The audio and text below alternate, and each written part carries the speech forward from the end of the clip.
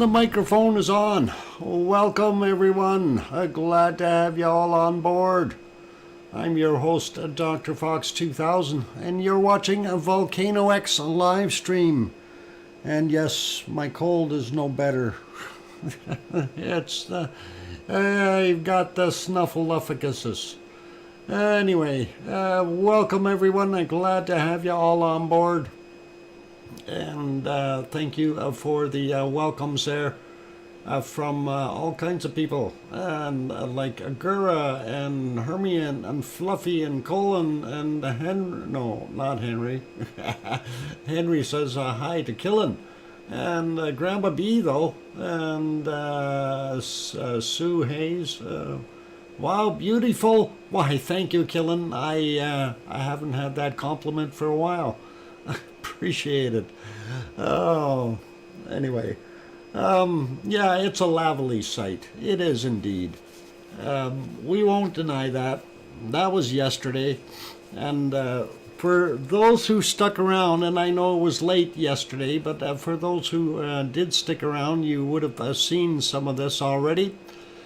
But this is pretty awesome. And of course, what we were talking about, those quakes that were happening there in Kilauea, and you know, I had kind of mentioned that something's got to go on, something's got to happen, and it did. And all of a sudden, poof, we get the call that there was an eruption. So that is what we are looking at. This was from two pineapples from last night when they went up, and we are. Oh, I got a whole box, Sarah. It's okay.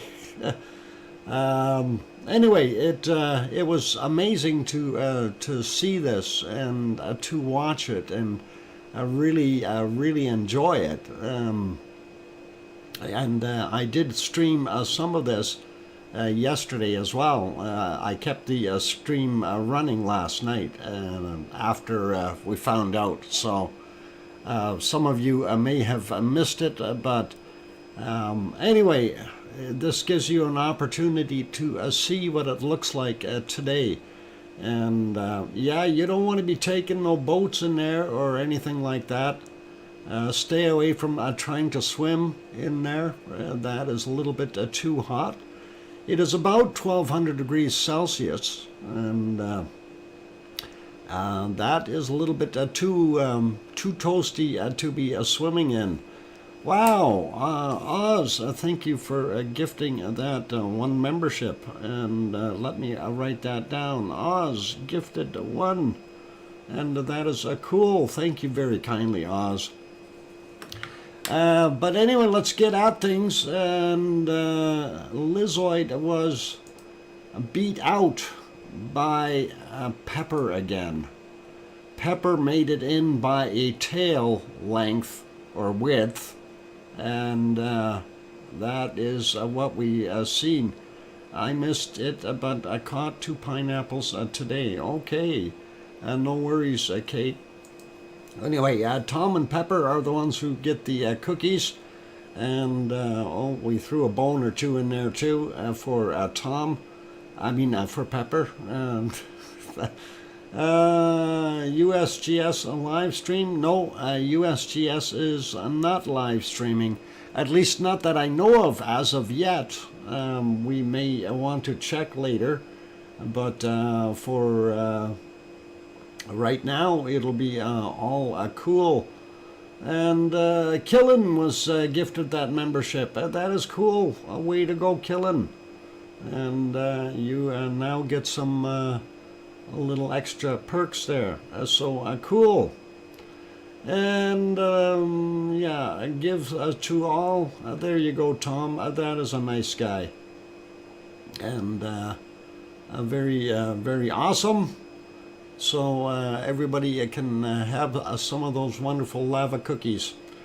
Anyway, let's say hello to everyone before we get going too far here. If I make mistakes today, don't blame me. I do feel like I'm, you know, ears are ringing. I'm in a daze because of this cold. And it's, you know, it is what it is. the show must go on, though, and that is where we are at. So all cool, and no hard questions, please. Mars 2028 says the new Kilauea live stream started in the last 5 minutes. Emailed. Okay, let's have a look and check the email. And all right, let's do that. Since we're over there, we should be able to open it up. No, it opened it in the wrong place. And all right, that is current. All right, we will get that going as well. But let me just copy that. Thank you for sending that to me. That is appreciated. And just to do this real quick, we'll get it set up anyway. And go. And let's make that bigger. So that is what we see there. And that is pretty awesome. That is live. Let me fix things up here. We want to get rid of that banner. Okay, this is live. Let's go back to our other stuff though for right now. And that was from the neat stuff from last night. We'll go back to the live stream right away. But thank you very kindly for sending that in. And I'm glad USGS finally decided to stream these things. That is cool and awesome, so we can do things like that. And of course, Two Pineapples is going to be back out there tonight sometime, Hawaii time. And maybe even in the wee hours. They mentioned that it was quite a few people there last night, and it being a Friday night, they're probably going to have a gazillion people there tonight. So it's one of those things, and it's fair weather there, so that could definitely happen. Anyway, let's get at saying hello to people before I forget that part. And welcome to Kananaskis country, and Linda Schoof, Sue Hayes, and Henry Nelson, and Linda Schoof again, and Sarah Miles, and John Raper, and Sophie, and Henry Nelson one more time. Brian, Perfectability, 999, welcome. Kate is also here. Welcome, Kate, and Hermione and Fluffy, and MT Coal Forge, Lizoid, and Scott Hartman, and Billy Bob Joe, who wants to go swimming in the lava. Don't do it. It's not good. King Colin Deadman also here, and of course Tom and Pepper are here. Pepper typed it, Dr. Fox. I almost not a good person. I am not a good person. Oh, okay. And why are you not a good person? Yeah. Oh, you got Pepper. You can't be that bad. Pepper's a good dog. And let's see. Oz is in the house. Sue Hayes, we got you already, I think. Kevin Williams, welcome. And let's see.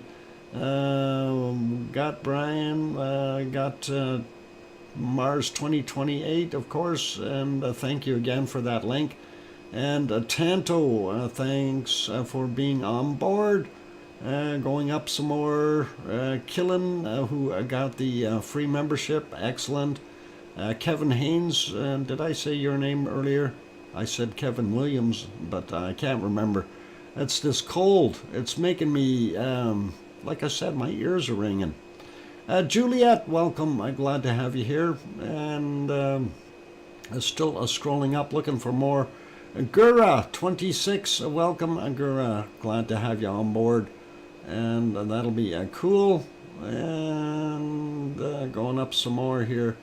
We got Scott, we got Tom, we got Billy, we got King Colin. Who else are we missing here?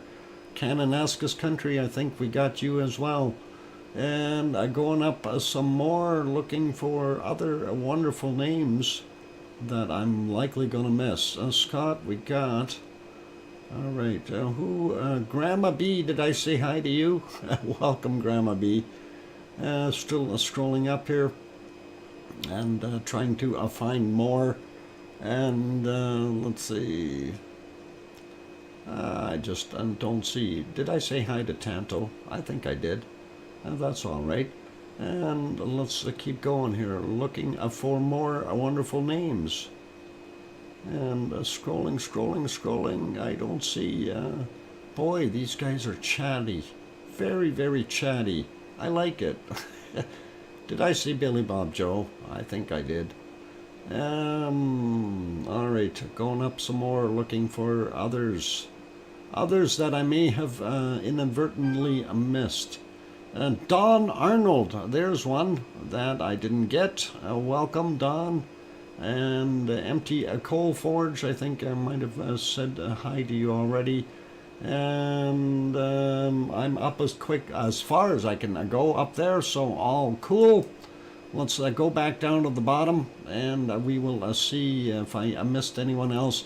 Cursed Chaplain also here. Welcome, Cursed. Haven't seen you for a bit. Nice to have you on board. And just double checking down on the bottom here to see that I didn't miss too many others. Must have just noticed it. Oh, what did you just notice? The insert? No, I don't know what you just noticed, Tom. But anyway, let's go back down to the bottom.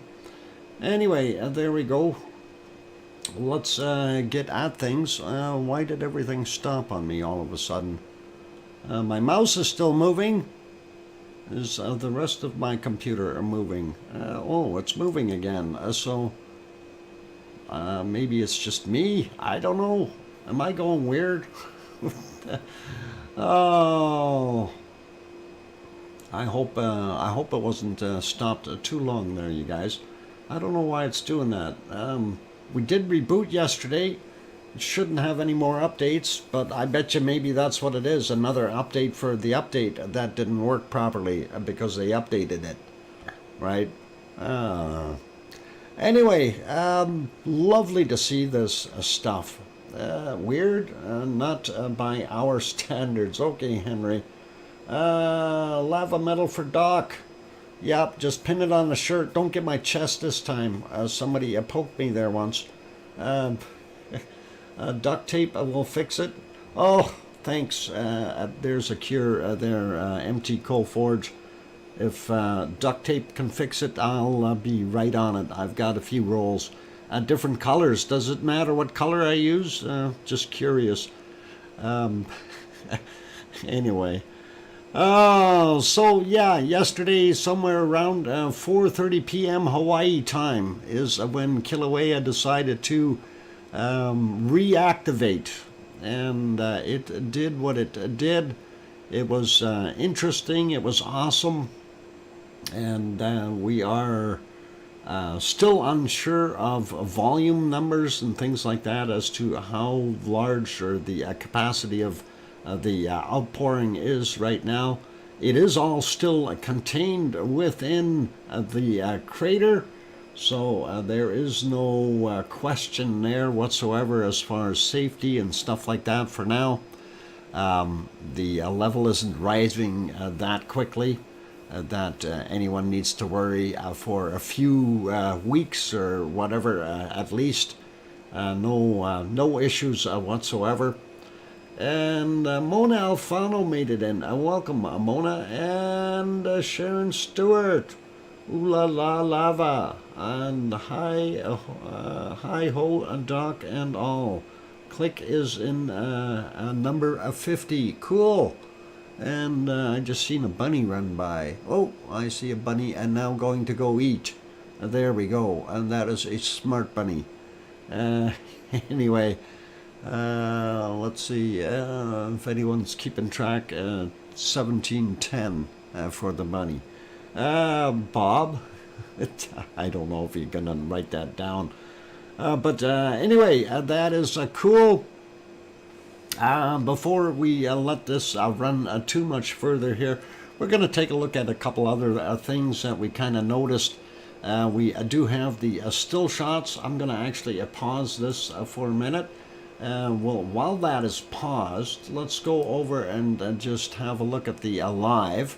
So that is what the lava pond is doing, or the Kilauea's crater right now. We can actually get rid of that thing on the bottom there, because this is the live feed from USGS, and it is presently 14:11 their time, so 2:11 in the afternoon in Hawaii. And that is the current view that they have on this camera, and that is pretty neat. The lava levels are not that deep yet, and why did my computer stop again? I surely don't have that many things open, do I? Something is refreshing.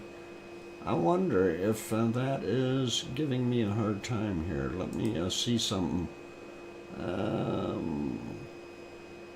If I click on here, I'm trying to figure out why it's doing that. So, no, that's all still good. Sometimes I wonder if it's the weather, because I leave that open. And I noticed that before, if I don't leave it open, it's okay. And if I leave some of the screens small and don't, well, mind you, I've got too many windows open. That's part of the problem, right? Pig Island, Henry, what happened? Oh, okay. Well, let's go over and have a quick peek at that, you guys. So we'll show you where the flow started to come out. And this is, of course, the shot from yesterday. I am going to use some crayons on there. Just got to find them. There they are. I'm bringing them all the way to the top. And open the box up.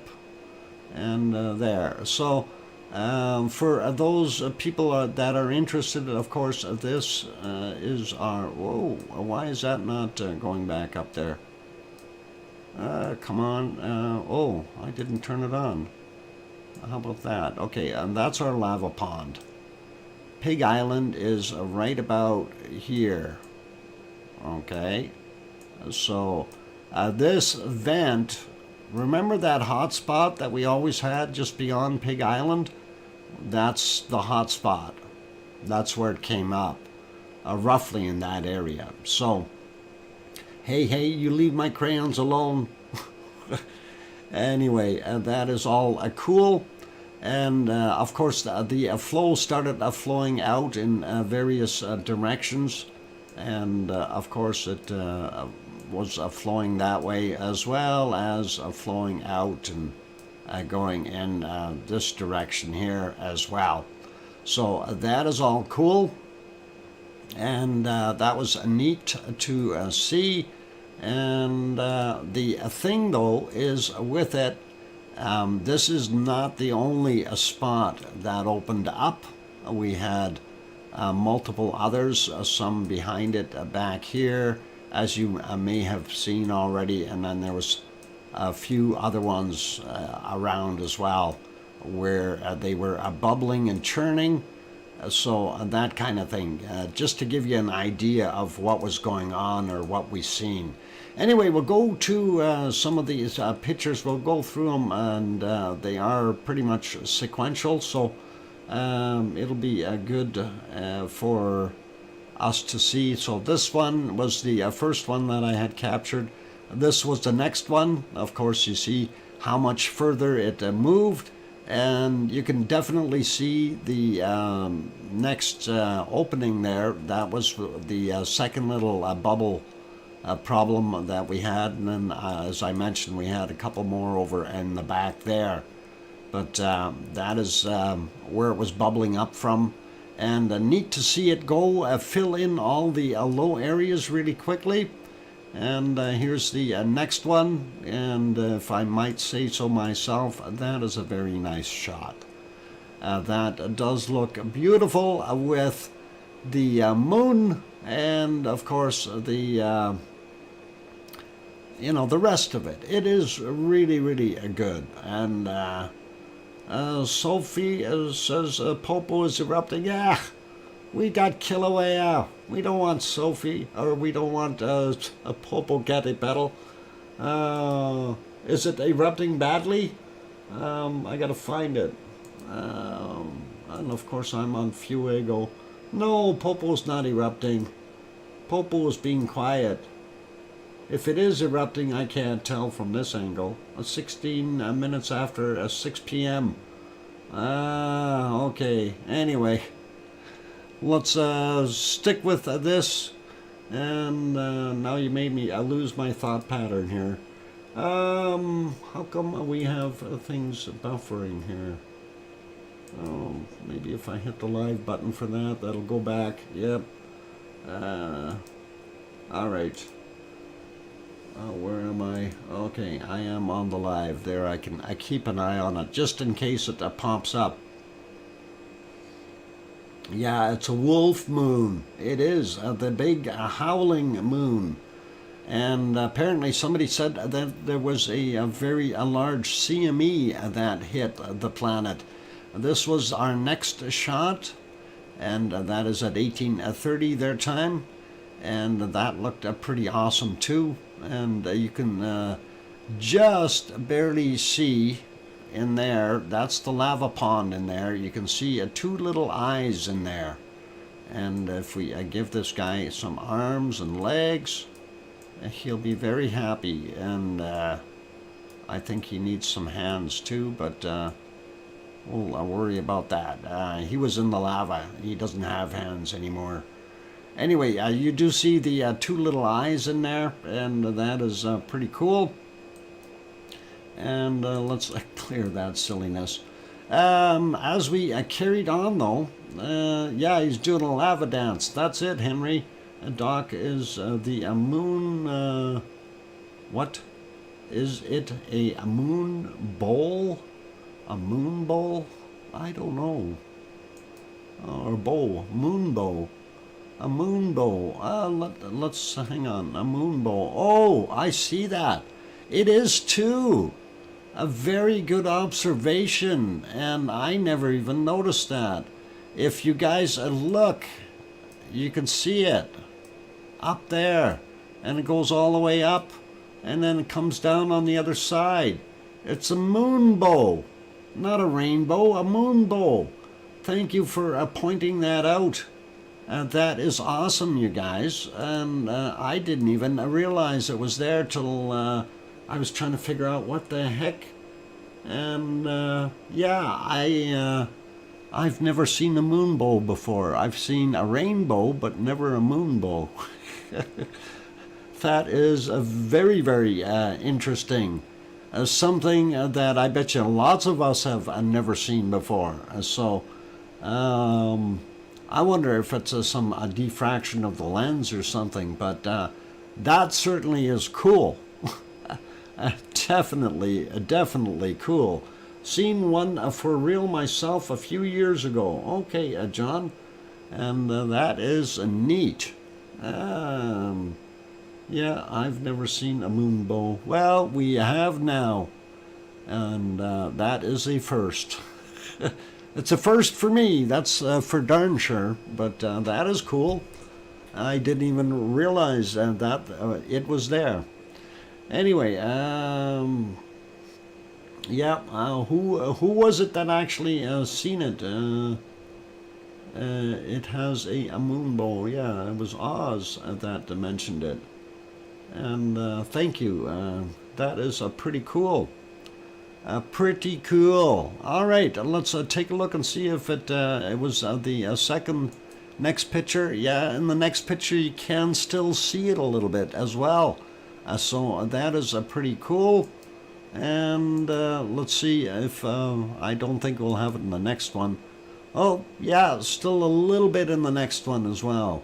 And as you can see, though, we do look at the stuff down here. It looks like somebody is raising the elevator up to the top, and perhaps a lava worker getting out to fill up the pond there. And that is pretty cool. And of course you can see what I was talking about, the multiple spots. So of course this one is bubbling. This was the primary one, and here's one of the next ones that was in the background, not quite as active, but it was bubbling as well. So that is pretty cool. And let's see if we can clear that real quick. Yep, a moonbow. Moonbow! Holy Batman. The moonbow went away. But we are still seeing a lot of that wonderful lava and beautiful pictures there. So this is basically a progression as time goes by. And you can see the lava being filled in more and cooling in some places already. Very awesome to see. As we continue on, you'll see there's some more pretty cool. Actually, if we go back and forth, you can see the differences, right? So that is pretty awesome. Here's the next one, and as we continue on, and in this one, you notice that that lava pond is really getting full now, and there we go, a little bit more in there as well. And that is pretty awesome. And the island in the middle is getting smaller all the time, which is really cool. And let's see if we go to the next ones here. The toe area, of course, which is right in here, it's got very high walls around it. So it's going to take a bit for that lava to sneak around and then go in that kind of a direction. Because it has to come from the lower side, of course. So it's going to take a little bit for that one to get lava in it, but we're going to keep an eye on it on the other cameras if we can. Next is this shot, and you can see the lava pond really starting to light up. We are seeing still 3 primary bubble points in the back there. And as we carry on, this was from 10 p.m. their time, and that is just more prominent as we go. And there you go. There's another shot. You see now the one that was over here is kind of died out a little bit, and now we've got the 2 over here that are bubbling up, as well as the primary area in here. And then we've seen another little one in the back as well. So lots of lava coming up from the abyss underneath somewhere. And that is pretty cool. This was the last shot that I loaded, and not the last shot that I got. Okay, so that is pretty cool. And I just figured we'd look at that and kind of share that a little bit before we go back to our live stuff. And anyone for South America, that is what it looks like right there. South America, I don't know, the continent. Okay, never mind. Bad humor. Wow, that's a lot of extra lava. It is. 5 minutes till break. Okay, and that'll be good. And yeah, I'm gonna need it because I'm all snuffly. Anyway, let's get you back onto some live lava. Since we like looking at pictures, but we prefer live stuff. So let's have a look and see what we can come up with. And okay, that is the current live lava. Let's put it back to the Kilauea stuff from last night, from 2 pineapples. And there you can see up in the top small insert screen, you can see one of the other little bubbling, that was actually the one that was behind it there, bubbling up of the first one. So pretty cool. Gonna be wet here tomorrow. Oh, John, no worries. And anyway, that is looking pretty awesome as far as I'm concerned. A lot of lava that came into that caldera within a very short time, really. And it didn't take long for it to basically cover majority of the area. And so the higher points, of course, was that island that was where a Pig Island is, and that whole little area right around the lava pond itself. And we had noticed that a while ago that was higher. So that is a pretty cool, pretty awesome. And it may have had a little bit more uplift underneath there as the lava was coming up as well. That's one of the other things that could have pushed it up a little bit more. So very cool and very interesting, and I love looking at this lava. Actually, sitting here last night and watching it, it's like it's hypnotizing.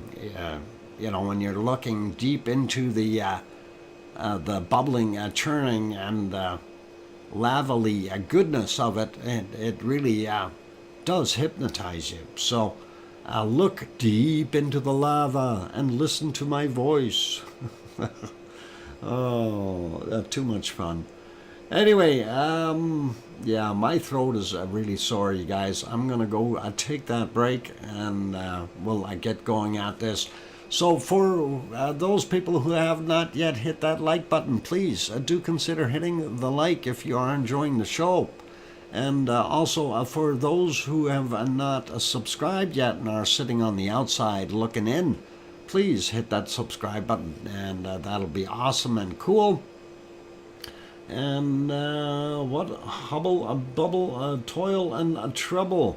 And yep, you want to be careful with what you're stirring there. That is really dangerous.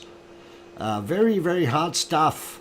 Anyway, we will find out more things about it as time progresses here in the next day or two, as in the volume and stuff like that, as far and as well as temperature. We know Hawaii, a lot of the times the lavas are right around 1210 degrees, somewhere thereabouts, whereas Iceland is typically a little bit hotter, somewhere around 1240, 1250, and other places a little cooler. So it depends on what we're doing, and it's all kind of the way it is.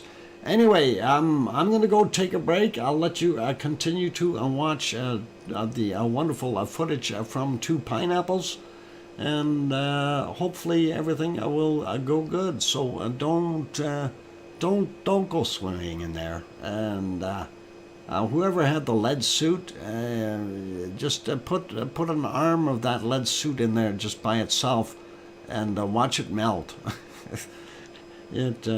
It only takes about 600 degrees Fahrenheit to melt lead, and this is 1200 degrees Celsius. So, yeah, you don't want to do that.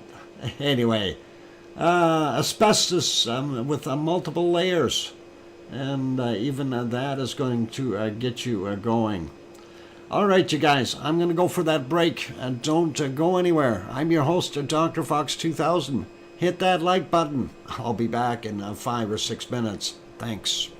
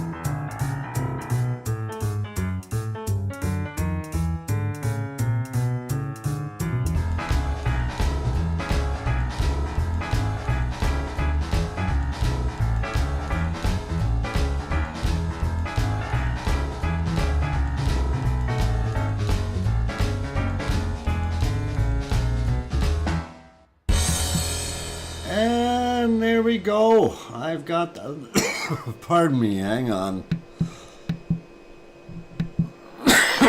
Sorry.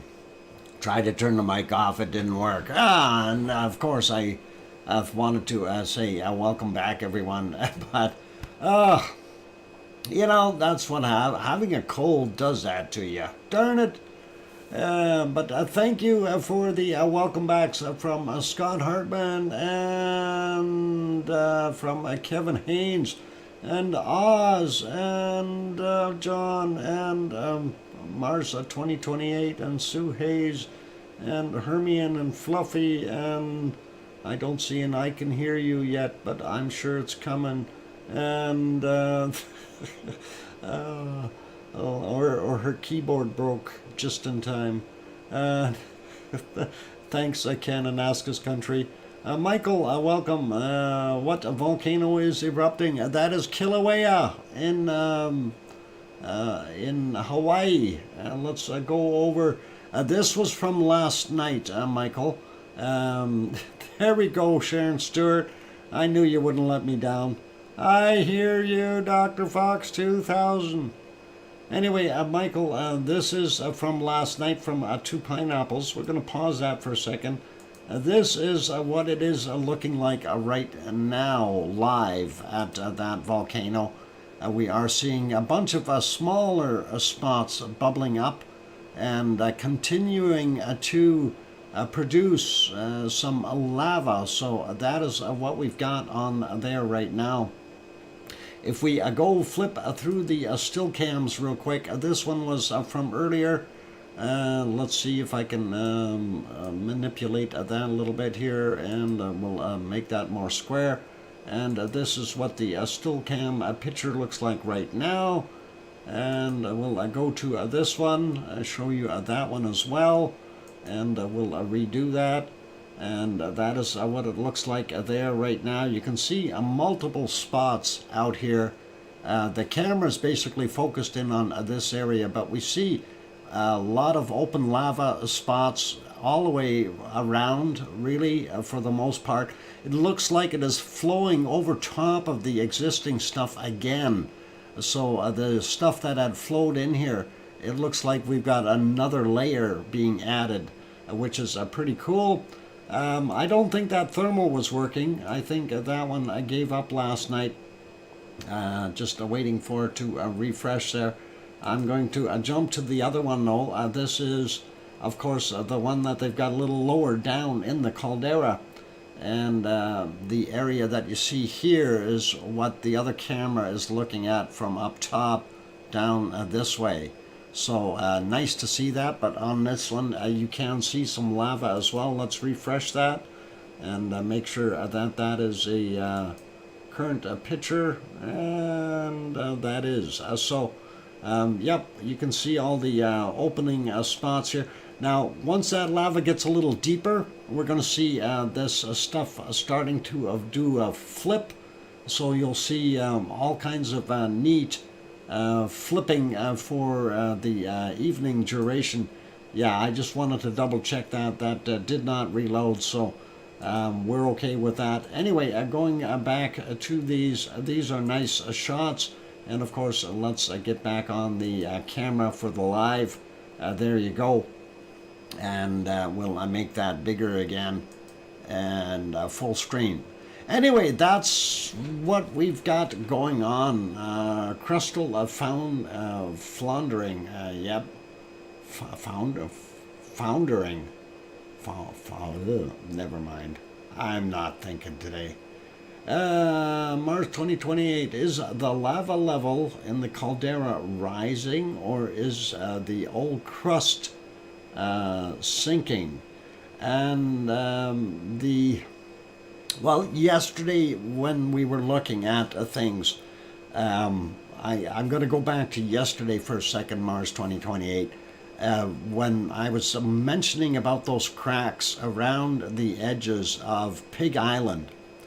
Well, a crack that was opened up and looks like something is moving would indicate that there is some upward motion to it. at least in Pig Island itself. In that case, what we were seeing. And that's what I thought was happening, that Pig Island was going up a little bit. We don't have any word on it yet. We also don't know the flow rate or anything like that as of yet. Those numbers, I'm sure, will be coming in within the next day or so, and we'll see what happens. But it's going to be a very interesting to see what transpires here. And of course, the majority of the lava, as we've seen in our photos, when we go over to the other scene here, the areas, and you can see a majority of the crater has been covered. I was trying to get myself to the right screen, but I can't do that. That's a JPEG. But you see the smaller circle there with the lava pond inside it. That is all higher ground than the outside area. And of course the lava being liquid is going to naturally try to level itself out. So that is what we're seeing. And if that island stays out, it may get lifted up more, similar to what happened to Pig Island originally. And that'll be it'll be an interesting thing to watch and observe in the next little while. We know Pig Island was basically a big chunk of cooled down lava that, of course, with the amount of air bubbles and everything in there, gas bubbles I should say, it actually just floated on top and is probably 4 or 5 meters thick. Sharon Stewart says, you called it yesterday, Doc. You said something was happening. Then less than 2 hours later, the lava appeared. Well, Sharon, you know, a lucky guess. No, just seriously, looking at it from what we were seeing, something was happening. And it's always important to, you know, look at the little things. And, you know, we had the massive earthquake swarm. We've had the big cracks appearing around Pig Island. You know, when you start adding all these things together, all of a sudden there's something going on. Plus, some of those quakes were quite deep, and some looked like they were gradually progressing upward from what we had seen. So definitely, you know, something was afoot, and you know, looking at it, it's pretty kind of, in a way, it's there. A tilt meter went skyward. I didn't even look at the tilt meters. Thanks, Linda. Next time I'll have to remind myself to check those. So that would be cool to actually have looked at that as well. Anyway, for those who do want to look at the tilt meters and things like that, Hawaii map is the link that'll bring that up for you. And yes, it inflated very rapidly. Yeah, if you want to take a look at the tilt meters and other sensors there at Kilauea, you can go to that link, the USGS map, and on that map there are all kinds of little icons that you can click on that have different attributes to them.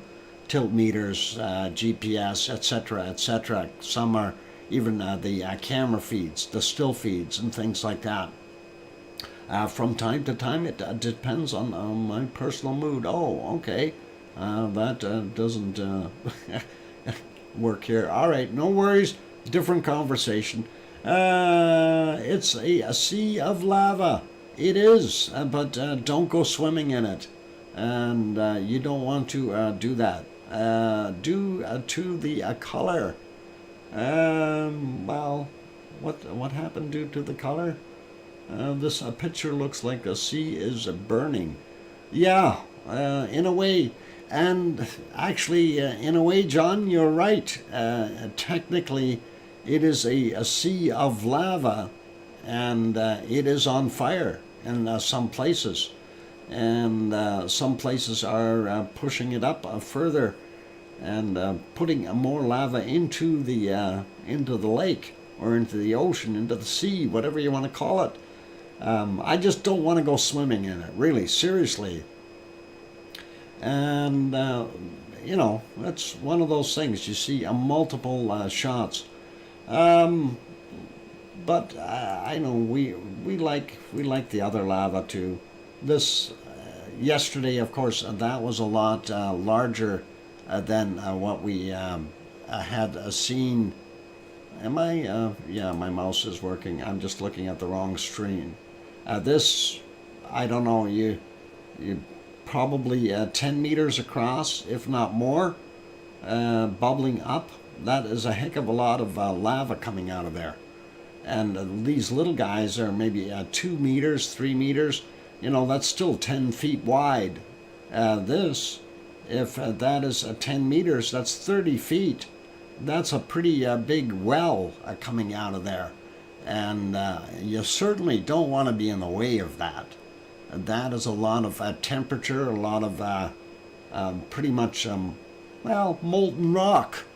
You know, that's what it is. And it's all driven by gas bubbles and tectonic movement, which is, yep, really cool. Oh man, it looks like the Earth is opening up widely. No, Gabby, no wider than it always has been. It's still there, doing exactly the same thing. It is one of those things. It's a beautiful thing. And this planet keeps renewing itself and doing its thing, putting more land out there. Hawaii is going to be bigger and bigger, and we're going to get some new cheap real estate in no time at all if this continues. And it will be pretty cool. Yep, recycled at that. That's right. This lava that's coming out now could be 2 billion year old surface crust from before. And that is pretty wild to realize that you know, this somebody could have walked on that as some dinosaur. Not somebody. I'm sure that it would have taken longer than what humans were here, but that is pretty awesome. Diane Craig, welcome. I'm glad to have you on board. And Juliana, welcome, Juliana. Good to see you. And yep, Kilauea is such a beautiful volcano, and very nice to see. Anyway, this was footage from last night, of course, from Two Pineapples, and that is some pretty awesome captures that they've got there. So we really do like that. That is incredibly awesome. And for those who are watching the show, you notice I haven't switched to Iceland or Italy or any place yet. We'll do that soon. A matter of fact, we should do that now. We'll go over to Iceland and get that one out of the way. And then we'll see what we can do. I'm going to pause this, of course. This is the replay of last night's stream from Two Pineapples. And this, of course, is the live feed from right now of Kilauea. So it's not producing anywhere near as much, but it is still cool. Anyway, let's go over to Iceland and let's see what's going on. Hey, what happened to my Iceland? That's not Iceland. Somebody, Kilauea's taken over. Oh my God, we got to get Iceland back in here. And what happened? Oh, I know what happened. I had to reboot and I forgot to reset this one. Give me a second, you guys, and we'll do a quick capture of some sort. And if the lines aren't straight, don't blame me. I just work here. And let's see. And there we go. Almost good. And let's get rid of the other one underneath and delete it. That way we don't have to worry about it. There, we remove that. Anyway, there is what it looks like there in Reykjavik right now. And that is pretty awesome. Still straightening the screen out. And if we go back about 9 hours, just to have a quick peek, and we see what it is. It doesn't look quite as warm, and there's no palm trees there. Okay, and we do see a lot of snow in the background still on there. I don't know if it snowed some more. Actually, this morning it probably did, because the other camera, I was looking at it, and it did look like there was more snow on it. Let's put this one on. Oh, that too isn't big. Ha! Anyway, let's go back about 9 hours on this one as well. And that should tell us what's going on. These dark clouds out here. Yep, I think it was snowing out in that area. It might have been earlier or later that it was snowing, but I'm not 100% sure. But that's what it looked like there 9 hours ago. Not very bright looking for, what is it? That is 1420 or something like that. And yeah, not so bright. It's, I guess that's wintertime for there. And oh, here's our Katla video. Hard to see a Katla in that shot. If we go back, I think we might be able to see it. And I think somewhere around there, 9 hours ago. Well, no, cloud right over top of it, unfortunately. Not quite so good. Let's see if we back up a little bit more, if that cloud goes away. And no, still not. But almost there. Katla is in the ice fields in the back here. We don't see it. It's all covered in snow. And there were people out here doing their thing today, having a peek at the area. And it is, of course, a tourist place. So pretty awesome. Anyway, thanks, Tom, for the 5-minute warning. I'm going to put that one back on live. And, of course, we've got some moonlight lighting up the cloud layers up top, which is actually making it very visible there. Pretty awesome. And this is the other camera down on Reykjanes Peninsula, out near the lighthouse. And that looks pretty cool, too.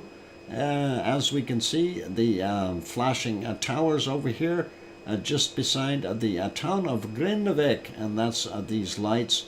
This, of course, is the power plant, or one of them. It's a geothermal plant, runs off of these steam geysers.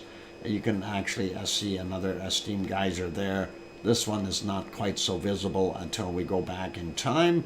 And yeah, this is where it was snowing. I was checking things out earlier and going, how come is my screen so funny? And let's see, come on, there we go.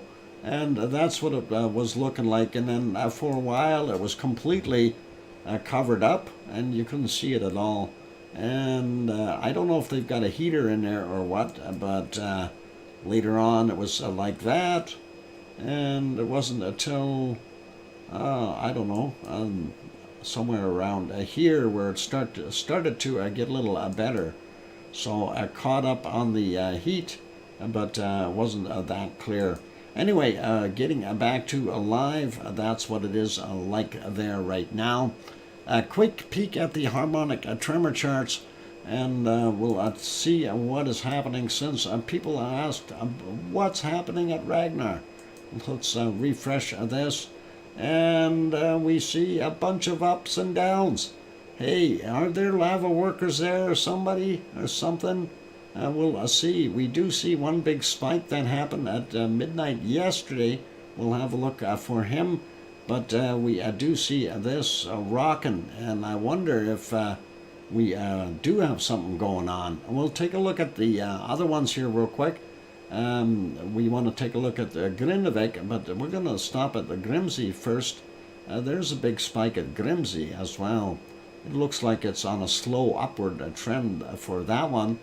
And there's a Grindavik, and we see there was a lot of action there as well.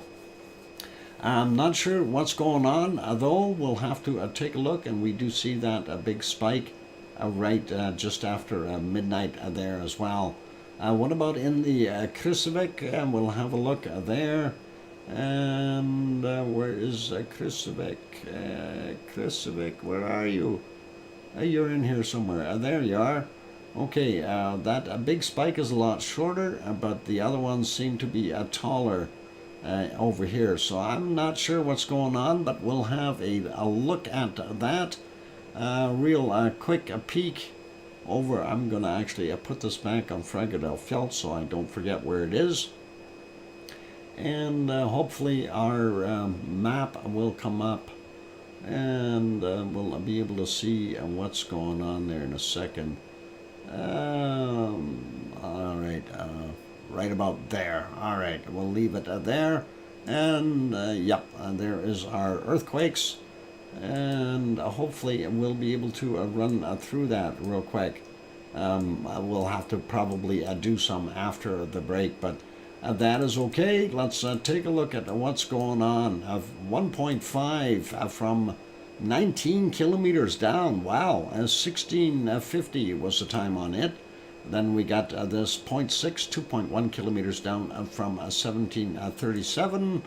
And we'll zoom in a little bit. There's a lot of them here. We'll get those in a second.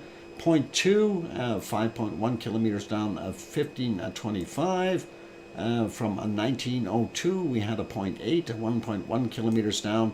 And then we've got from 1935 a 0.5, and that is 1.3 kilometers down. And then we'll get into some of these other ones here. 2.22, 7.9 kilometers down, 9 a.m. for him. Then a 1.33, 7.9 kilometers down from 9:24. And let's grab the 1.6 right there, 6.8 kilometers down, 20:03 was the time on him. This 1.4, 7.5 kilometers down, 18:26. The one right there from 7.2 kilometers down, 20:08 on that guy. And then we got a 1.4, 7.3 kilometers down, 19:50. And the other one is at 20:05, same size, 1.4, 7.1 kilometers down. And looking at another 1.4 there, 6.7 kilometers down, 17:14. 1.8, 7.7 kilometers down, 19:53. And let's just skip a few here. 1.1, 8.1 kilometers down, 18:36. And we get a little closer to the shore. It gets a little, well, not that much different as far as depth. 6.5 kilometers down, 1.2 from 1908 there. And the older one here from 2:25 a.m., 0.44, 4.6 kilometers down.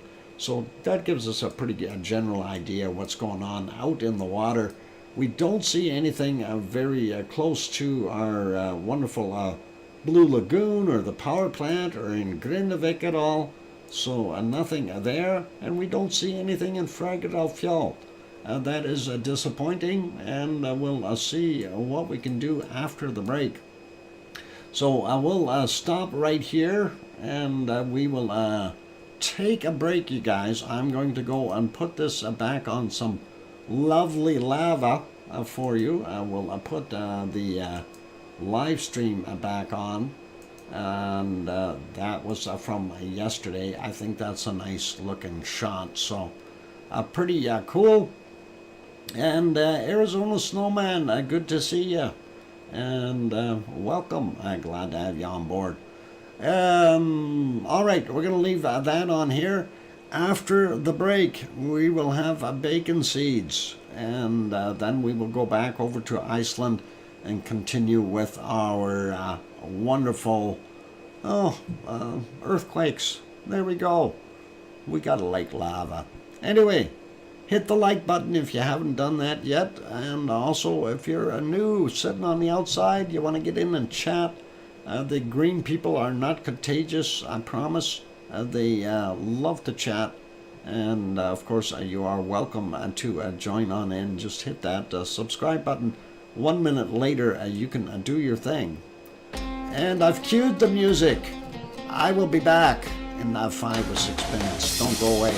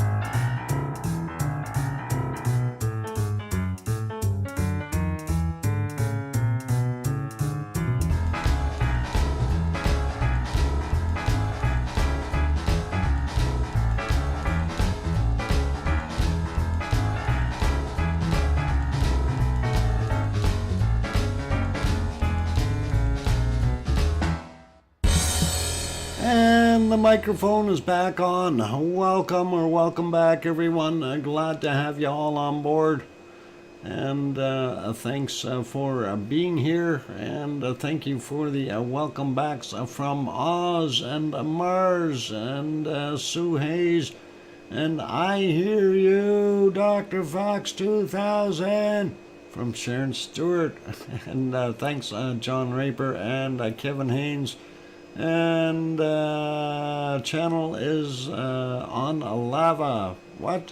Fire. It's on a lava fire. Yeah, we do a fire. Lava. Thanks, Kananaskis Country and Hermione and Fluffy. There, we got everybody for now. So, all good. Anyway, quick look here. Back. I'm going to pause that. I love having the power to stop a volcano, though. That is pretty cool. This is going back to the live shot. Of course, it is 3:10 in the afternoon there right now in Hawaii. That, of course, is the live feed from USGS in Hawaii and Kilauea. So that is what's going on there right now, this very second. So pretty cool, pretty awesome, and love seeing that. But it is a bacon seed time, so let's get over to doing that. Thank you, Wonky Donkey, by the way. And we'll look at that. And Mars 2028, I got your email, and we'll have a look somewhere along the way at that other volcano that is not spewing lava. And it is there, though, in Alaska. We'll have a look later on. All right, let's take a look. This was the last bacon seed from yesterday. So what do we got? Let's see what Piggy sent us. There she is typing away. And here's the first one. And that is a cute little guy. He's got a nice little smile. He's looking up and going, "Hey, I woke up. Going to feed me now?" Or something like that, or can I go back to sleep? And that would be nice. And that is an awesome little bacon seed. And let's get to the next one. And nothing like a belly rub. Little mouse. Yep, and this one is getting a belly rub. Everybody likes a belly rub, right? Oh, of course we do. And the next one is a tickle or a belly rub, one of the two. And that one's getting a belly rub too. And look at the smile on his face. That is awesome. And gotta like that, you guys. That is, yeah, roll over, fetch. Anyway, yeah, wonderful stuff. Love these bacon seeds. I see a theme. No, Henry, we'll go away from that theme really quickly because now we got a piggy in a basket. Anyway, that is a little tiny piggy in a little tiny basket, but looks pretty awesome. And let's get to our next one. And that is these three guys. Or gals, or whatever they are, but they're smirking. Look at the smiles on their faces. And I need glasses. I got glasses. They don't do much for you unless you can fill them up properly with a beer. I'm kidding, Henry. Don't just put beer in. Anyway, we got a 3-pack there, and they look pretty awesome, all three of them. That one in the middle looks like he's kind of smirking. I wonder if he's up to something. I wonder. Yeah, you could put milk in there, Sarah. That's true. And our last bacon seed for today is this. And it is indeed a little bacon seed. Very, very little guy. He's got spots. He's got little spots, but yep, he's the boy who with two girls. The boy with two girls. I get it, John. No problem. Very pink. Yeah, with little spots. just a little guy, and this is, yeah, he's got an infection. It's called a bacon seed itis, and that is pretty good. And yep, a chubby bacon seed. I like him. Yep, definitely not malnourished or anything like that. He looks pretty healthy for a little guy. So that is awesome. Anyway, those are our bacon seeds for today. Let's go back over to Iceland, and we will continue on with our earthquakes there.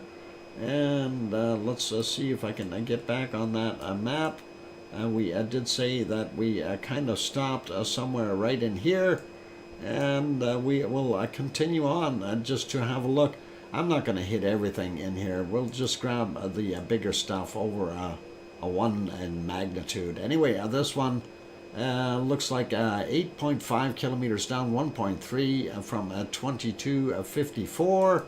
And then we see a bunch more little guys all the way along here. Very, very small till we get to about here. We got a 1.1, 7 kilometers down, 1838. And then a 0.7 beside him, and that is 4 kilometers down, 1809 was the time on those.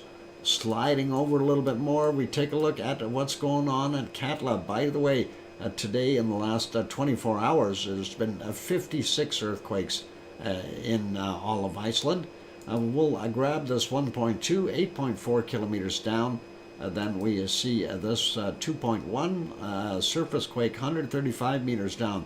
5:56 a.m. is the time on it. Then what do we got there? 2.35, same thing, surface quake, 10 minutes after midnight. And 2.35 in magnitude is a pretty good size. 2.19, same thing, surface quake. And that was 8 minutes after midnight, and that is pretty cool. And this one, 2.19, 8:17 a.m. So a whole bunch, and that is a Katla. And I'm wondering if we are getting some activity of some sort going on. Maybe a Katla will finally pop as well. Who knows? 1.3, 21.6 kilometers down. That is very, very deep at 10 minutes after midnight. Gotta make you wonder. And we I never seen this up here. Let's we got a 2.16, 4 kilometers down, 10:17. Let's zoom in. There's a couple right on top of each other there. There's the other one. 2.31. 3 kilometers down, 8:31 a.m. For him. And let's see, there's a couple more over here. We got a 1.9, 7.5 kilometers down, 13:38. There we go. And at 5:37 a.m. we had a 1.84, 7.9 kilometers down for him. And going over, so we got Katla covered, we got these areas covered. Let's, well, before we go out there, let's go take a look at this. Out in the middle of nowhere, 10 kilometers down, 1.75, 2:38 a.m. Makes you wonder what's going on over there. This one at Grimsvatn, and Grimsvatn says 0.92, 6.8 kilometers down, 5:35 a.m. for him. Going up to Astja, we've got a 1.27, 3.9 kilometers down, 8:09 this morning. Here the Bride has this 1.6, 5.5 kilometers down, 1:01 in the morning. And then going up a little more, we see a 1.63, 4 kilometers down, 10:55. And let's get up a little bit closer to Grimsey is right there. And this is a 1.1 kilometers down, 25 minutes after midnight their time. This one is, that's the new midnight. That's since it's just passed. It's like just now. It's on the 7th. It's a brand new fresh quake. Anyway, then we've got this one, 2.9, 1.1 kilometers down from 11:05 today. And then we've got a 2.4, 10 kilometers down. Oh, we got that. No, that's 11:05 as well, apparently. And a 1.3 from 5.2 kilometers down, 12:32 for that guy. So that gives you a pretty good idea of what's going on there as far as quakes. I'm just very disappointed that we see such an empty spot here. I want to see some lava. I want lava. Oh, hang on, we can get Kilauea lava. Anyway, that is what we've got going on there. Let's pop over to Sicily for a minute, and we'll see what they've got going on. I don't think there was a heck of a lot going on there.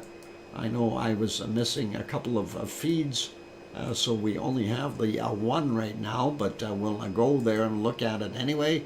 That is this one. And if we go back in time a little bit, we can see what it was like there during the day.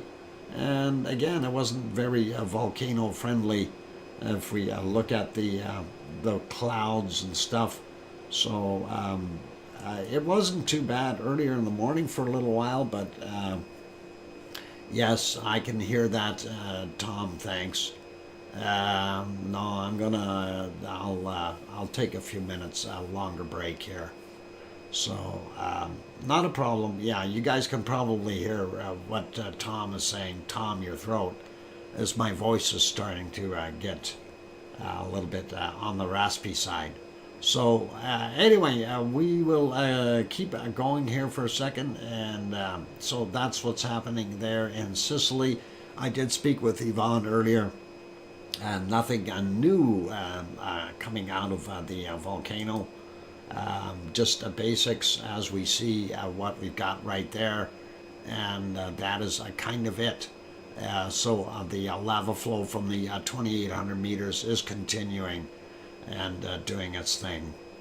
And let's leave it there for right now. I gotta rest my voice. It is one of those things. What we will do is I'll put this back on the lovely lava, and after we come back, we'll take a look at Merapi and those guys, and continue on with the show. So give me a few minutes, and we'll see what we can do. All right, and let me. Oh no, I want to put the other footage. Let's get the other footage on there. From last night, from the stream. There we go. And that looks awesome. Anyway, you guys, as you can hear, my voice is not doing so well. I am going to go take a break. And this might be about 10 or 15 minutes. So hang in there. I'll throw the music back on. This should be all right. Hit the like button if you haven't done that yet. And you're welcome, my Grenzed. I made it myself. I'll be back.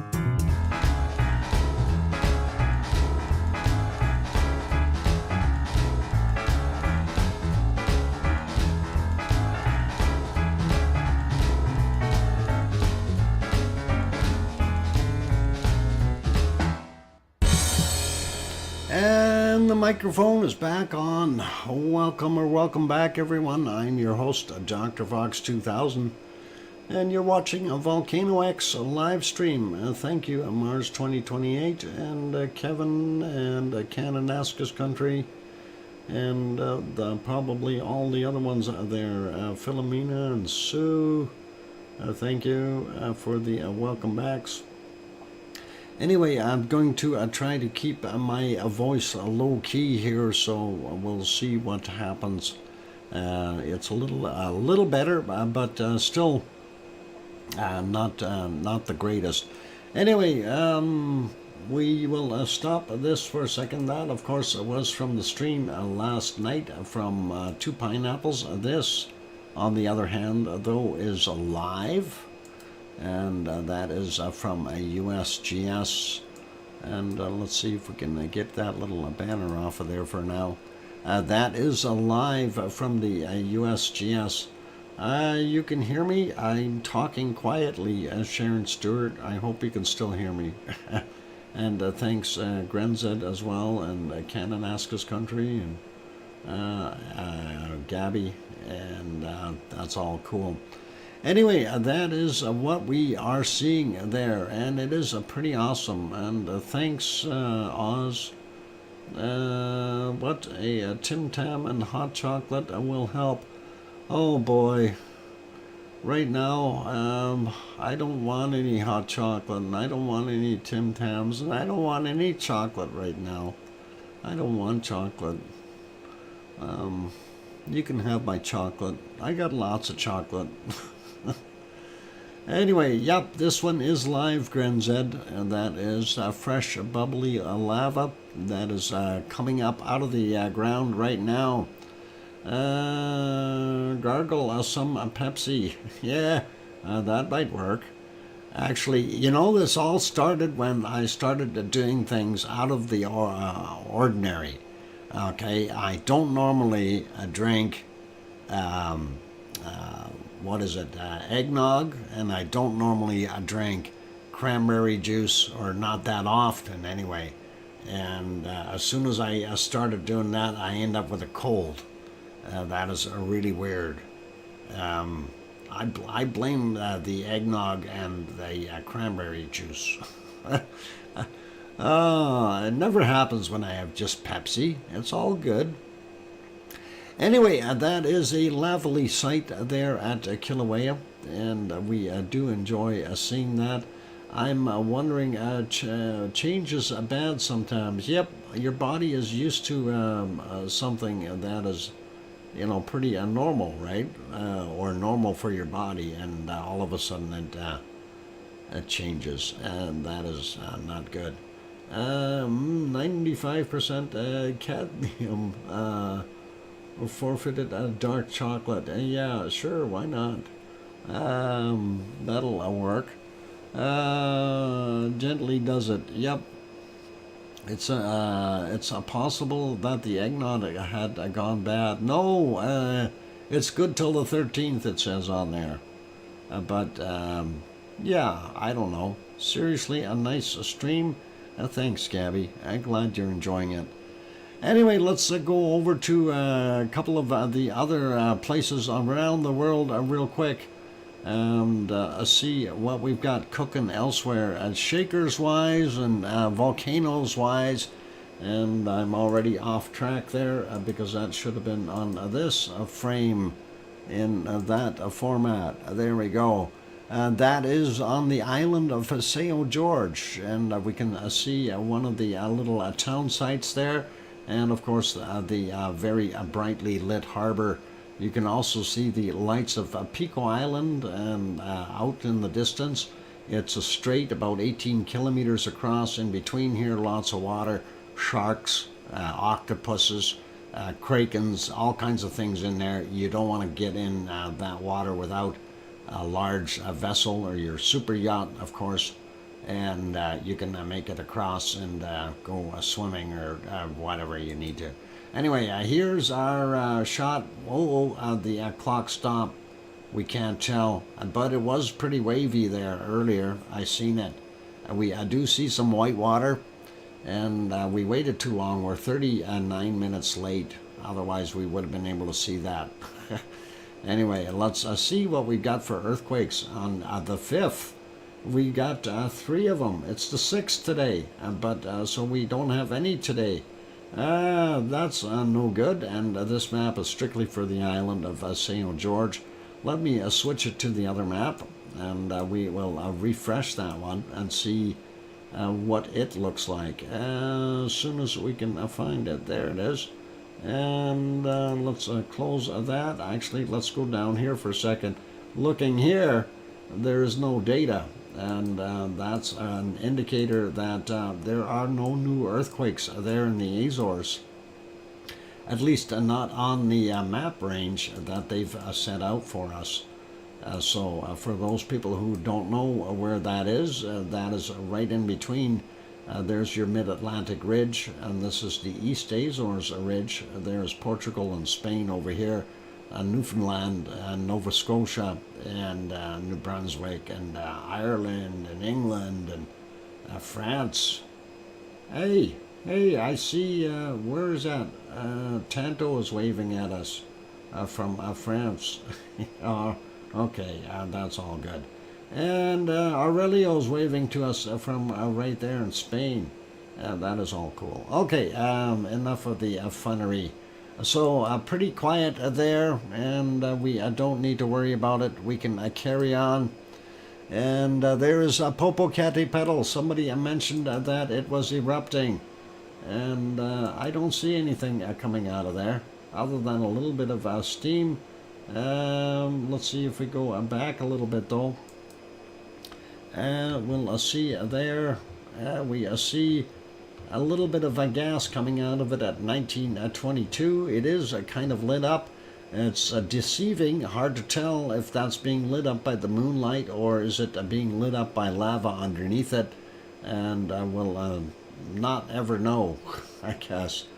And earlier a little bit, they did have some pluming coming out of it. This was at 1826 or 6:26 p.m. Their time, but that basically dissipated. It was just a little puff and maybe a second puff behind it, and nothing really serious. And if we keep going back during the course of the day, there were times where it had taken other puffs, but nothing really major or spectacular. Let's see, this one here should be pretty good, and I'll go ahead 10 seconds at a time here to expedite the process a little bit. I think I went back too far. No, it should be right around there. There it is. So yeah, and now we'll do the 5-second thing. You can see how it progressed out of there.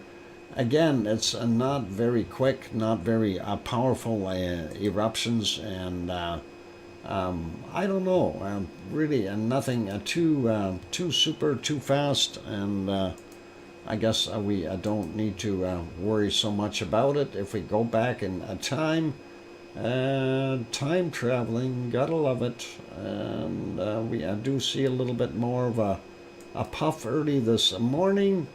And that was from 9:22 roughly, if I'm in the right spot. Yep, there we go. And there you can see it puffing out of there again, doing its thing. So pretty awesome, pretty cool. And that lasted for a little while, not very long though. And again, it dies out after that. Prior to that, we did have, where was it? We've seen a puff right around here, and this one. This was at 7:28 a.m. That one looked a little darker. I'm not sure if it actually is darker or just the way the light is hitting it, but it does look like that there was a lot of material in there, and you can see that flowing out and up and doing its thing. So pretty awesome. And then there's another one that is a little bit earlier, 6:54, and we see that blowing out as well. Again, it's relatively slow in comparison to other ones like Fuego. And there was one where we did have something that we do need to look at, and I'm glad this was working. And for those who are always interested in seeing Popocatépetl throw out some lava, at least I am very interested in that. And we will see that in a second as soon as we get there. Don't want to go right past it here, so let's back that up. Okay, yeah, we'll let it play here by itself so we get the full screen. There you go. And yep, that is Popocatépetl doing its thing. So that is pretty awesome. And that, I've never seen it do that. That is a lot of lava all in one shot. So Popocatépetl had a burp, a big one at that, and that is not something we see too often. And very happy that it did what it did, and looks awesome, you guys. So you know, we don't see it that often, that we see lava there. But that one was worthy, and I think they'd sneeze. Yeah, it's possibly they might have one of the lava workers down there. His nickname is Sneezy. He could have been down there and done that.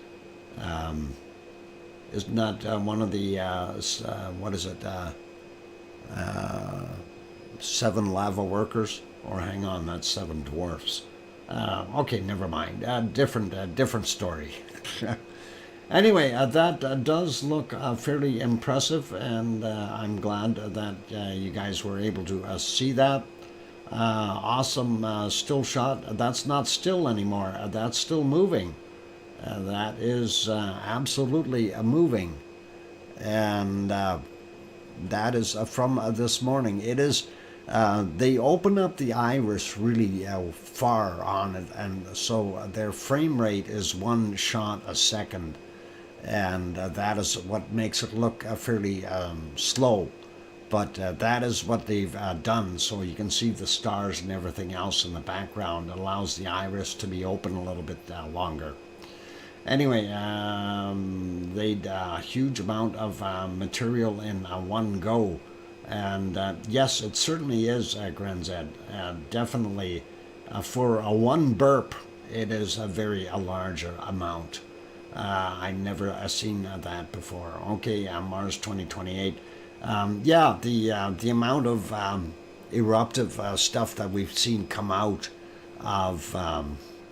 I've seen a few small ones myself. I think this was the biggest burp that I've seen come out of Popocatépetl. So thanks to the moonlight, yeah, the moonlight certainly is helping and giving that picture some beautiful ambiance as far as being able to see how the glow happens there. Very, very cool.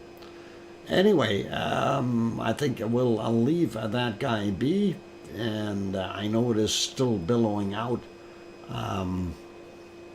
I'd actually like to, I should have recorded this. Darn it. I was too busy with Kilauea, and Doc, was there an earthquake with the burp? I didn't check Oz. I honestly didn't check. As I just mentioned, I was kind of busy with Kilauea. Dr. Fox, I think the weird stuff I saw on the side of Popocatépetl is this afternoon was a debris left over from this eruption. That could have been Mars 2028. That could have been. And this definitely was one of the bigger burps that we've seen come out of this. So it is kind of awesome to to have that intact and be able to actually see some of it. And of course, their camera settings, because they're only 1 frame a second, it's a little choppy, but to have the iris open up far enough that you can have really good light and still see the stars in the background. Of course, that has to be slowed down. You got to give it a time to reset. So it's pretty awesome to see that. Anyway, I think we will leave that one where it is for now. And we will carry on with our wonderful show and look at some of the other ones. It's still what it looks like a slow motion. And, you know, it really does, Sue, it does look like slow motion. But it's not. That is just 1 second increments. That's what we're watching it. So we're not seeing actual live movement. And that is the difference. So it does look like slow motion. I agree with you. Anyway, we'll leave that one be. There was a bunny eating. He's cleaning himself now. For those who need to know, I'm still looking at the amount of glow that's still underneath there, and I find that very interesting. We may see this thing pop some more. So that would be nice, really nice if it does. All right, let's leave that be. And again, that was from just before 6 a.m., so about 5:50 a.m. Their time, Central Standard Time, or whatever they call it there. And that was pretty awesome. Let's go over to Fuego, and we'll see what Fuego is doing. Other than hiding in the clouds, Fuego, where are you? I know you're in there somewhere. And where are you? No, not there. You're still hiding. I found you. There it is. There's Fuego. With a little bit of a gassing there. But let's see if we can find a spot where it was doing a little bit more than what it was doing just now. It should be right around here. If we can get that to work. Why is it buffering? Oh, there it goes. And yep, let's push that ahead, and that should go any second. Yep, it should. Let's give it a few more seconds. There we go. And that is Fuego. Now, this camera, of course, is not taking 1 frame at a time, or 1 second per frame.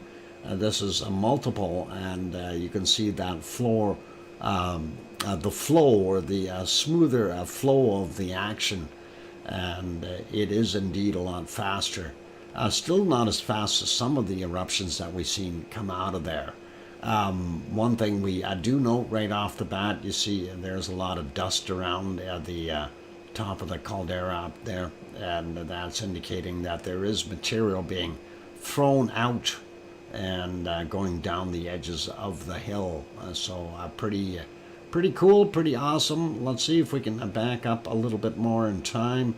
There were a few other blow-ups like that, but I want to see if we can get back to almost, no, this may not go all the way back far enough for me. No, it won't, because that was there where that cloud was doing it. There was a little eruption before that, but I'm not going to worry about that. And we are okay with Fuego. Not that much coming out of it right now. Anyway, let's put that back on live. We do see the volcano gray, and sliding down to Momotombo, and that is in Nicaragua. And of course we see that is the smoke coming out of it from the front, or towards the camera anyway. And we'll refresh it. There it is in moonlight, and the smoke still heading the same way.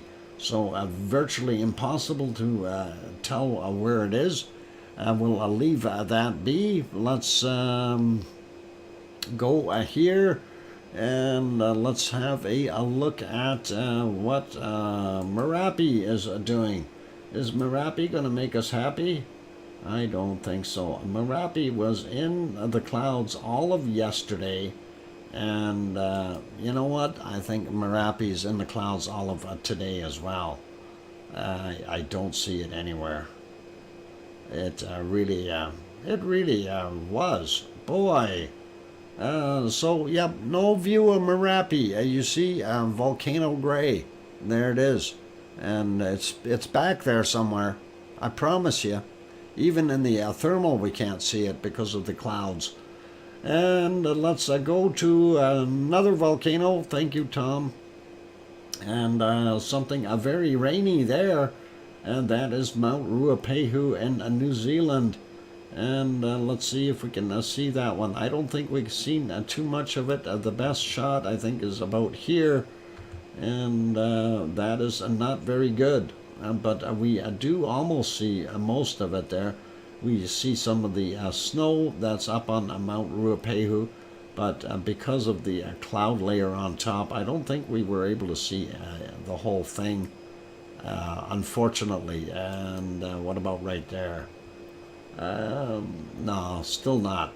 A little bit of that cloud on top, so we're not going to see it there today. It's pouring cats and dogs and kittens and puppies and all kinds of things there. Grenzed will, what, a dirty sky too? Yep. Okay, Dirty Sky. Isn't that a name of a band? Dirty Sky? Okay, never mind. Maybe it isn't. Anyway, Taupo, or however you want to say it, we have a couple of little spikes in there. Some minor activity, but nothing to really worry about. And let's take a look at what it looks like there today. And there we go, cloudy, gloomy, rainy, and nice weather if you're a duck. Okay, so I see there was a duck or something going across the water there. Hang on, that's a boat, never mind. And that is good there. We'll put this back on that one, and we'll go over here. And why is that one so small? Let's see what happened. And we'll make that one a little bigger. There, that almost works. How about we make it even bigger? And we'll click on this one. There's Semaru. And let's see if Semaru did anything other than make pretty clouds today. And that is a nice lenticular cloud. We like that. That is awesome. And well, let's see if we go back a little bit further. Did we have any lava? This is getting back to 6:30 in the morning. We do see some smoke up here in the caldera, but I don't see any lava right there. If we go back, oh, and there's some lava. Well, looky there. We got some lava, and that is pretty awesome. And how far back is that lava coming from? Oh, we've had lava there all night. Just not visible because of the clouds. So, yeah, extra bacon like you didn't have enough already today. Nice to have extra bacon. And hopefully you guys are enjoying the show. It is getting very close to a break time for me, and I am going to take another break. And we'll just let this flow down here for a second. And that is Semeru in Indonesia. It's on East Java, on Java Island. And of course, it is continuing to erupt. And that is a pretty healthy sized volcano too. And can be dangerous. Not as dangerous as Merapi, but definitely cause some issues for the local people. Anyway, for those good folks who are here, if you have not yet hit that like button, but you're enjoying all the lava and you are enjoying what we are doing today, please do hit that like button. And also, for those who have not yet subscribed, if you feel we've earned it, by all means give that subscribe button a quick bop. On that friendly note, I'm your host, DrFox2000. I'm going to go take a break for a few minutes. And I need to, my throat is not doing so well. And for those who aren't familiar with what's going on, I do have a heck of a cold. And it is not so easy as sometimes. And right now it's actually not so easy even to find my stuff on the screen. What the heck am I looking at? I'm trying to find my screen. Don't see it. There it is. It looks different. I'm going to put it back on this one though, and we're going to let that play. That is from last night when it first erupted, of course. And that is a courtesy of two pineapples when they went out there and streamed. And that was pretty awesome. Did my chat break, or you should take care of yourself, Dr. Fox? Yeah, I should. Anyway, it's break time. I'm gonna. Don't go away and keep chatting. It makes me wonder what happened to everyone when nobody's chatting. I know it's probably getting interesting or something where you're all going for tea. Anyway, I'm gonna go. I'll be back in a few minutes, and keep smiling. If I take a little longer, don't worry, it's all good. And I'll be back.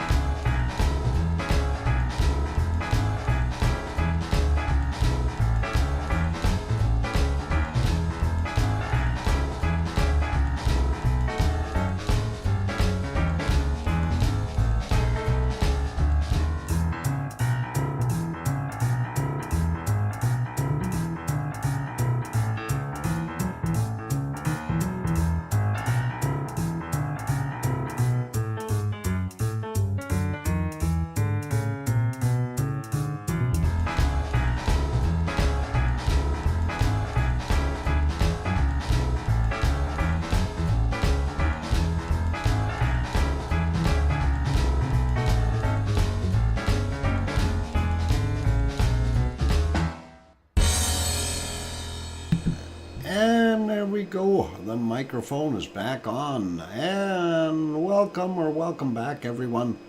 I'm your host, DrFox2000, here in Edmonton, Alberta, Canada. And of course, you are watching a VolcanoX live stream. The footage on screen is from Two Pineapples, courtesy of Two Pineapples, from yesterday evening's stream after Kilauea started erupting again, which was somewhere around 4:30 p.m. Hawaii time last night.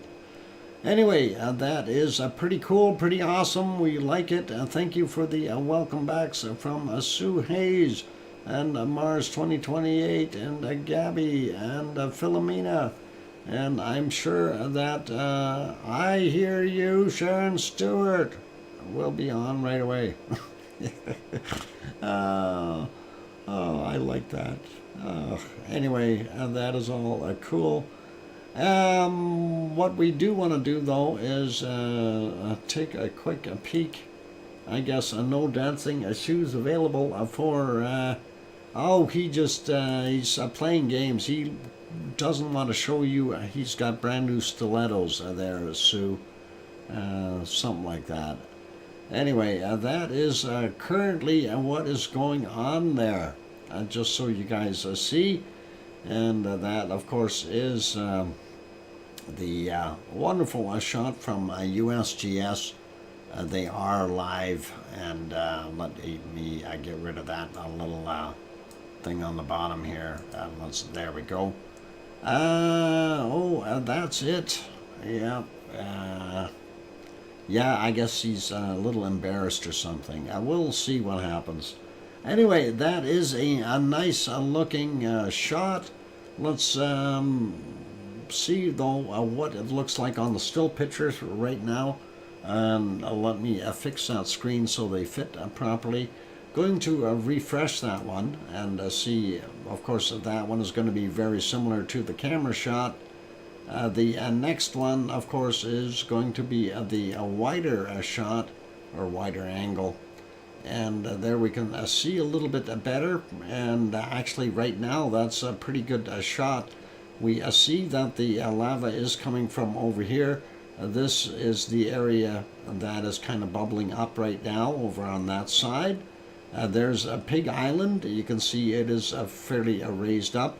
And here you can see the lava pond is actually filled about 2/3 of the way, and that is pretty cool and awesome to see. And we see a spot over here. I don't know if that is breaking or what the heck it's doing, but it's interesting to see that. Anyway, primary lava coming out in that area right now.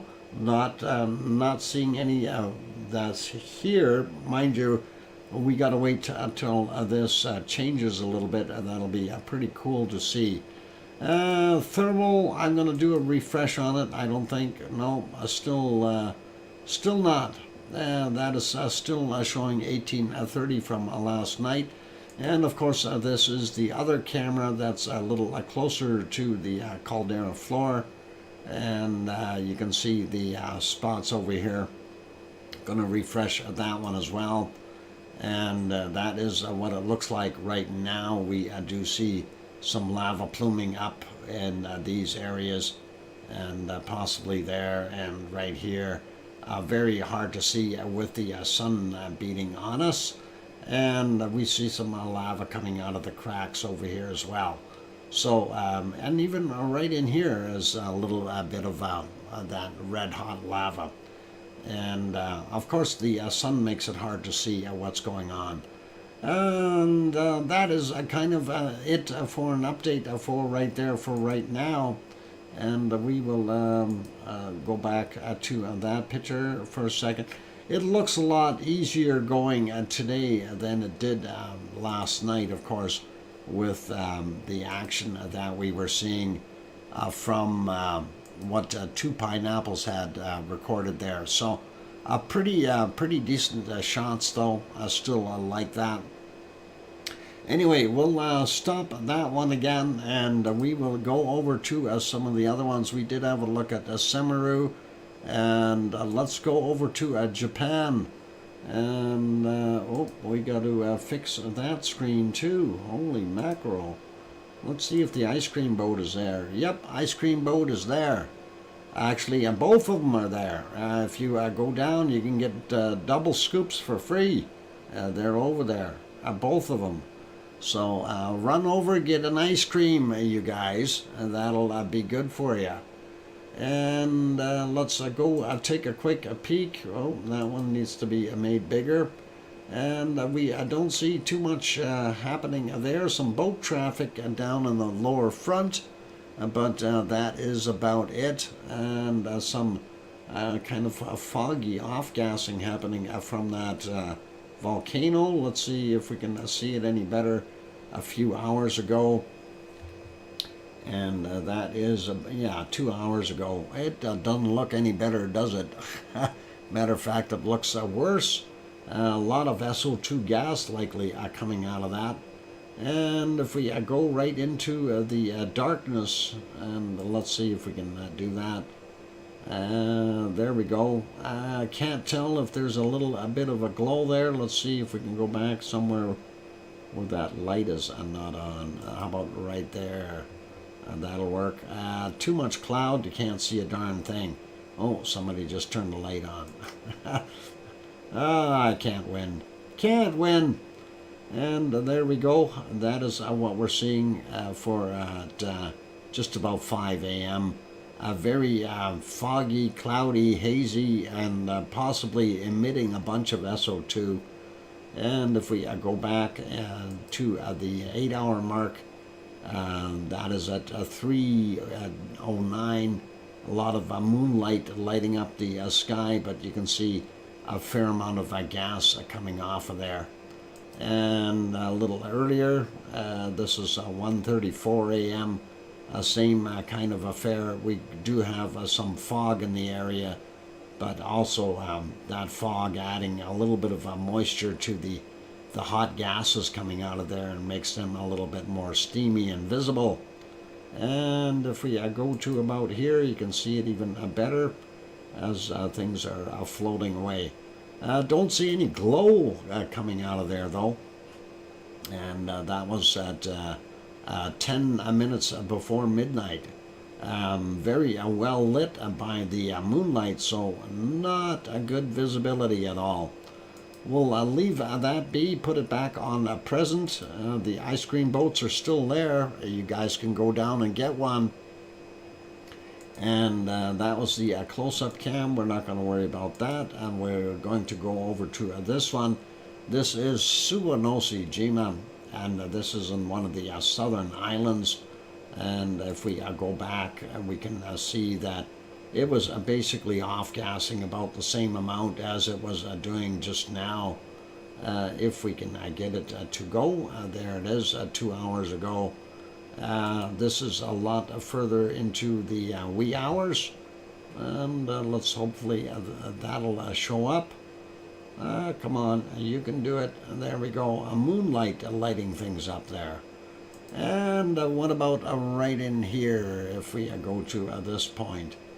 That one is buffering for us. It may not like me doing this. Wasn't off-gassing too much at 3 a.m.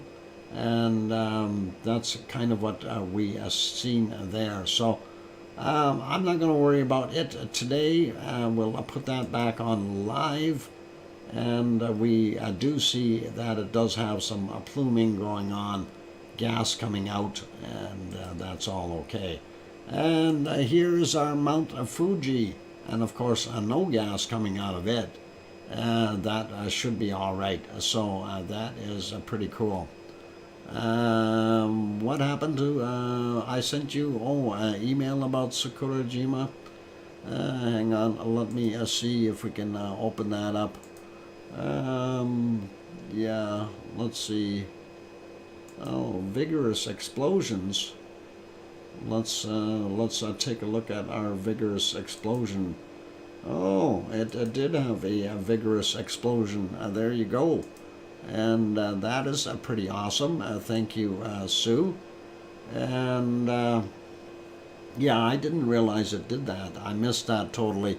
like I said, I was kind of preoccupied with other things today.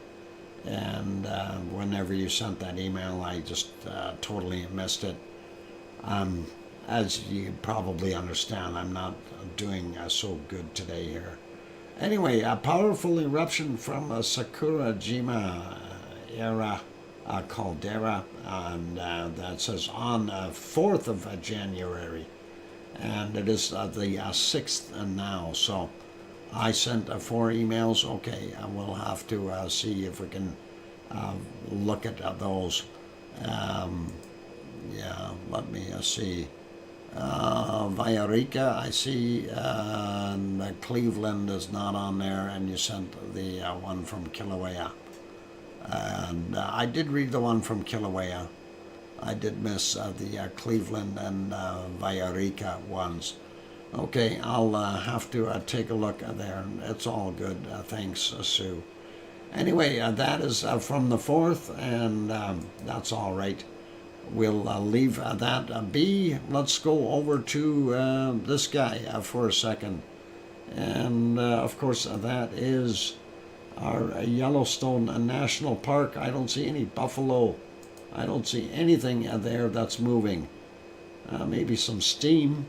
There are over 500 active geysers there in Yellowstone, and they are doing their thing as per normal. And I'm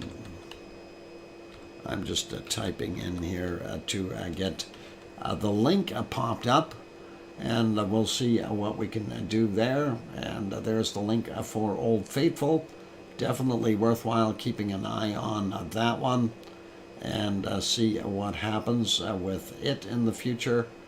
And I'm just trying to think of where I'm going to open those other emails up so we can see them. How about I go to our next shot, and that will be over to back to Hawaii. We'll take a look there for a second, and we'll click on here. I gotta see if I can bring that up. There we go. Actually, that can stay right there, and we'll see what the Kilauea one was, what they showed in their picture. And okay, eruption ceased. Lava was no longer active from the west vent. Oh, that was an older shot. Oh, that's from the 21st. How come they got that in there? And this is the new shot. Okay, that looks. Oh, hang on. Why can't you see that? Maybe because that is on there. Why you should be able to see it now? Why is that not working? Have I done something wrong? Did I break it? Oh my God, I can't even. Oh, I see. I opened it in the wrong spot. That's why. Darn it. And let's do that over here again, and we'll see if we can make that work one more time. And that's what happens when you've got a bad cold. You can't think straight.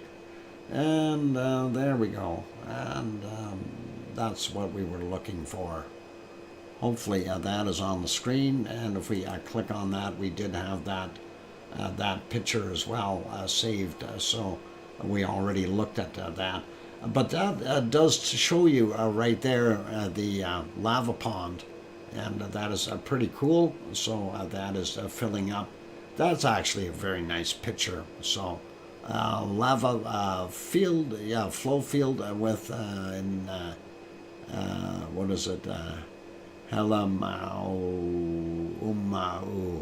crater. Helamau. Okay, that's going to be hard to say. Never mind. That is pretty cool, pretty awesome. And thank you, Sue, for that one. Actually, do they have others there? Oh, if we click on that. Oh, that looks like from an aerial shot from before, up top. Way back when. And what is that one doing? Oh, nothing. Okay, never mind. Let's get rid of those. And let's see if we can bring our next one up here for a second. Let's see. What do I want to bring up? Oh, the email. Cleveland Volcano. Let's see where that opens up. That should be on the same page here then. And there is a Cleveland volcano, and of course that is in Alaska for those who are not familiar with it. And of course there it says volcanic alert level lowered to green. So we're not going to see a heck of a lot come out of that. Cleveland volcano is now visible from space on November 13th is when they took that shot. That's a mighty fine looking volcano, looks cold. And there it is out in the middle of nowhere on the Aleutian Islands. So pretty awesome, you guys. Looks like a bullseye. Yep, I would almost think so. Anyway, that gives you a pretty good idea where it is. And let's see, this one is not the same volcano. And that is, I don't know where the heck that's from. But I don't believe that is the same one. If we go back 2 shots, no, definitely not. Unless it's this side here. It could be. I don't think it is. Anyway, let's leave that one be, and we'll go to the other email that we had, and this is Villarica, and we'll open that one up here as well. And there is what Villarica was doing, and that is from the 4th of January. Continuing ash emissions from Villarica volcano, January 4th. So pretty cool, pretty awesome. And thank you, Sue, for sending those emails into me. And that's very kind of you. Anyway, I will leave that be. And what is this? Gray to black ash emissions from the summit event continue most of the day, associated with mild lava formations throwing glowing scoria onto the southwest flank. And that is this one here. So pretty cool, and we like it. We like it. That is awesome. All right, let's get rid of those though, and that one, and this one, and we'll get back to the bubbling lava. It is a time for another break, you guys. I got to do that. We'll make that a little bit bigger, and that'll be all good. Question, do you want to watch the new, or do you want to watch last night's? That is the question. So it's either this one or the 2 pineapples stream from last night. Any takers? Any suggestions? No? Yeah? Maybe? Last night's? Okay, we'll put it on last night's. That is very lovely looking. Love the way that's bubbling up. And looking at this one, this is, yeah,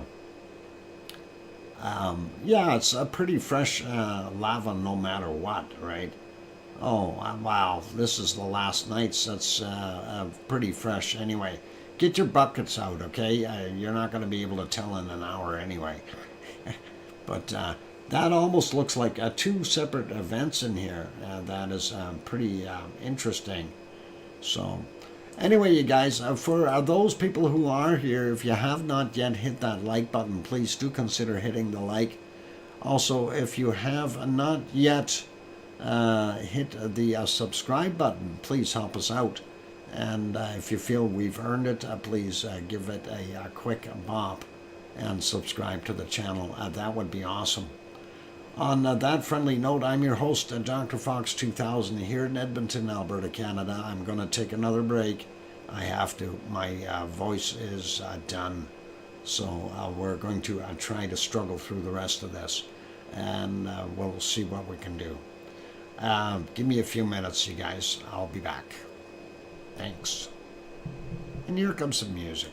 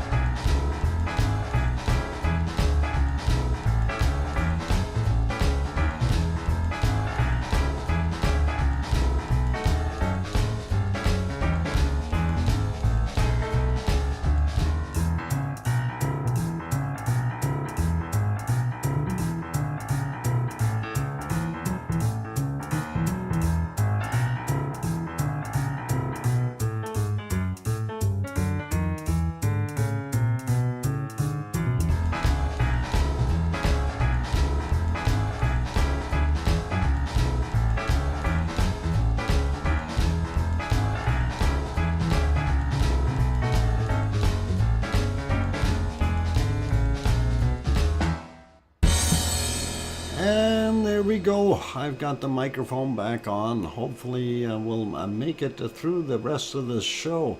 By the way, it is a Friday night, so I'm not too worried if we run a little bit late. I hope you guys don't mind. Thank you, Kevin Williams, for the welcome back. I hope the voice is a little bit better now. I'm hoping so too for a few minutes.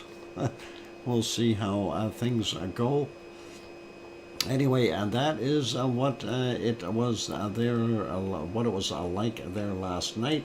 Let's go back to the current shot, and this is what it is like right now. Thanks for the welcome backs from Kevin and Sue and Mars28, and I hear you from Sharon Stewart and Gabby, and all good. Oh, you forgot to add that. Okay, no worries. I'm going to try to save my voice and not talk too loudly or stress it too much. And thanks, Kananaskis Country. Okay, yeah, that's what we're seeing right now. That is live from Kilauea, and that is pretty awesome. I do want to go around the other shots again in a little bit, and we'll take a look at those right away. But let's have a quick peek at earthquakes, and we'll see what we've got going on around the planet, and then we'll carry on from there. So, of course, since we are already in Hawaii, we'll end up in Hawaii at the last bit. We'll just go around the world here and just see what we've got going on.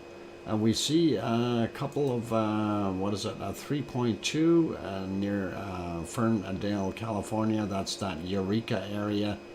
And there's also a 3.3, and these are both from today. This one was at 5:27 in the morning and 18.7 kilometers down. This one was from 7:23 in the morning, 24.2 kilometers down. So that's what we've got going on there.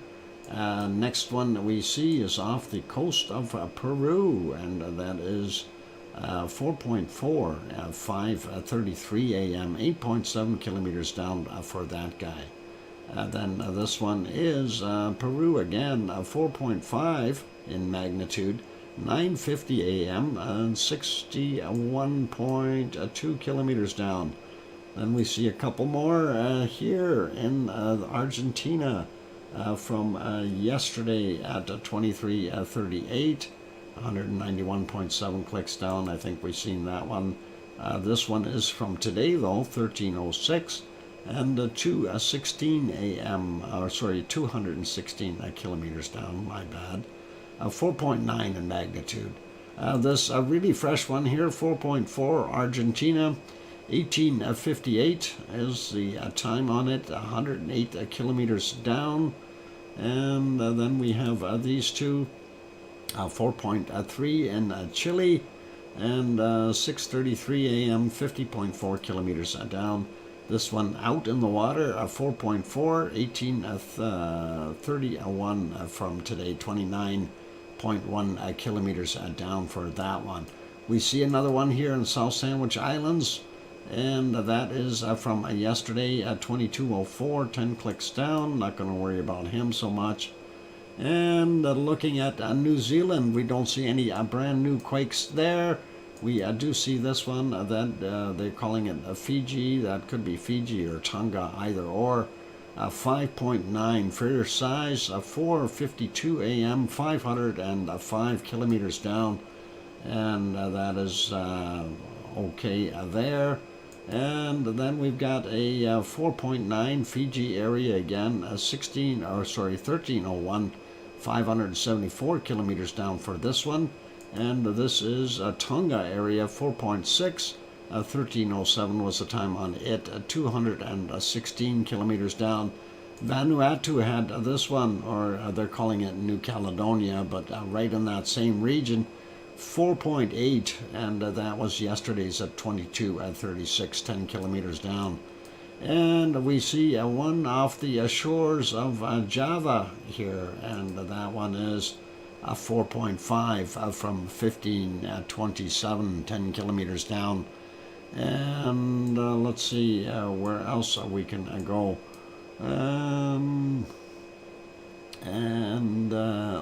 Mars 2028.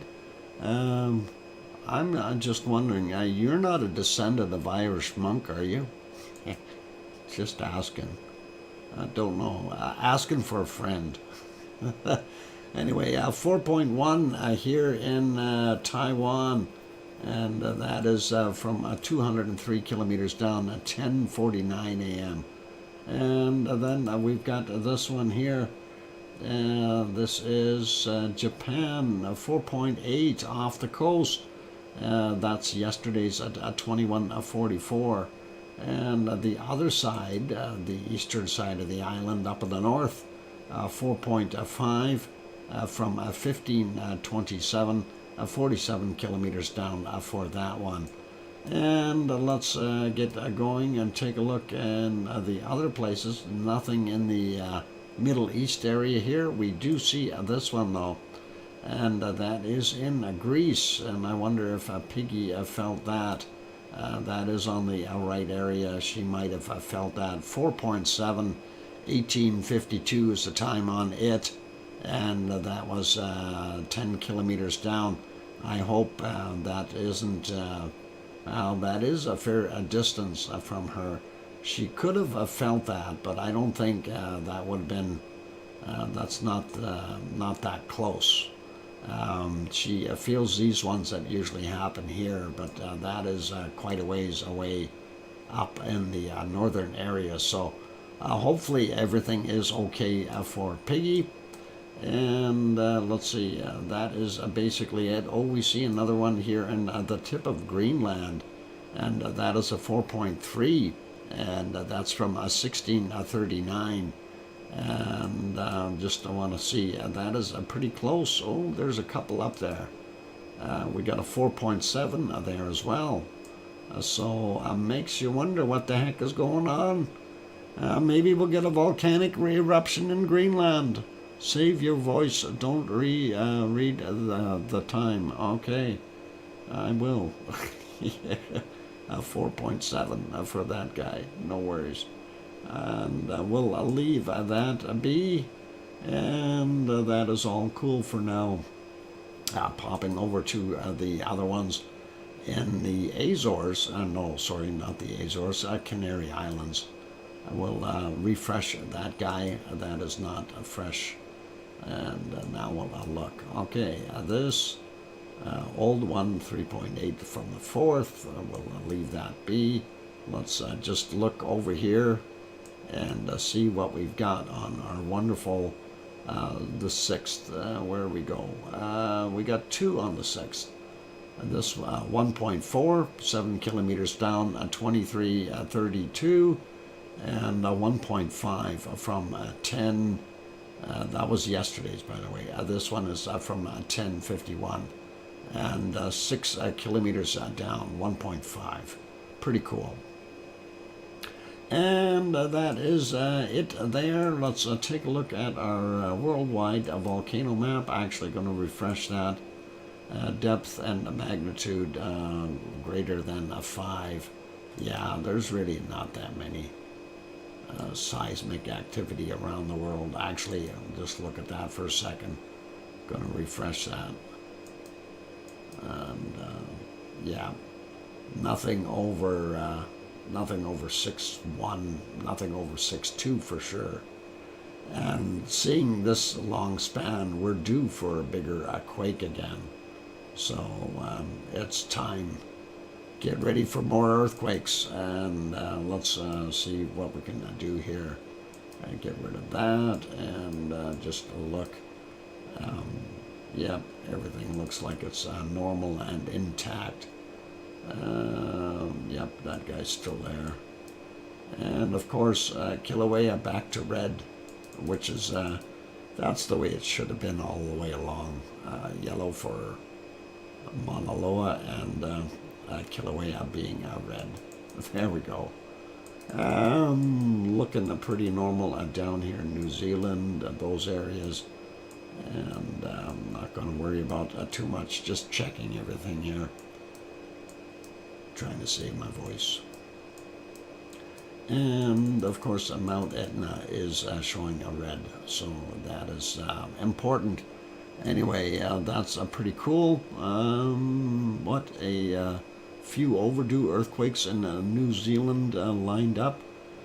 Possibly. Let's have a look on the other map here and see what we've got. Actually, I think I need to refresh that just to make sure it's up to date. And yeah, some of these are, I'm wondering, this one here, Taupo, yeah, happened today at 3.4, and that might have been one of the spikes that we've seen in there. And that's not right at Taupo though. This one fairly close as well, 3, and that was 52 minutes after midnight.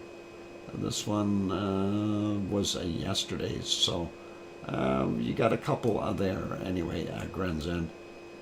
What about this one? 3, and that's getting a little closer to you.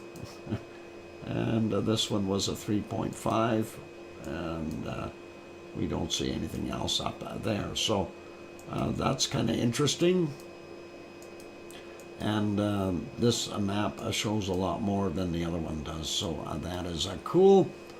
And a few overdue quakes, yeah, going to be, yeah, well, if you got these little ones, that usually takes some of that pressure off, right?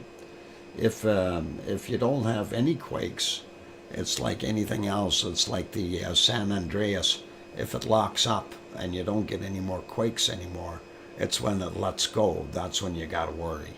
And when you're seeing the smaller ones, 3.5s, stuff like that, a whole bunch of them, that's usually telling you something is moving, and it's going to keep doing that. Just East Coast, new ones today, little and frequent is good, yep. Just 4 to 100 show. Yeah, oh yeah, 4 likes. Yeah, you guys hit that like button if you haven't done that yet. That would really, really be awesome. Anyway, that is what we've got for our earthquakes and for our volcanoes kicking around. And let me put it back on this map so at least I can find it later. We do have that newer one, 4.4, and that is in happened at 1858 down there in Argentina, 108 kilometers down. That's a new one. But yep, that's all cool, you guys. So let's carry on, and we will go back to our wonderful lava here, I think, or where are we going? Hang on, we need to go to our SO2 map is where we need to go next, and we'll see what we can do there, and we'll refresh that SO2 map, come to life. There we are, and looking at North America, a lot more blue. I love seeing that.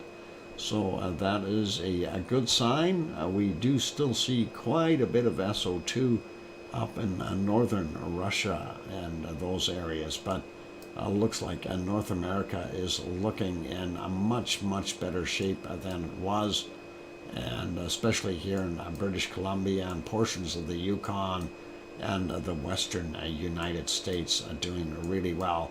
Even cleaned up here in the Gulf of Mexico since the wind has reversed and is blowing the stuff out the other way.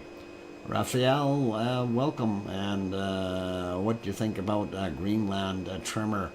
No fault lines there.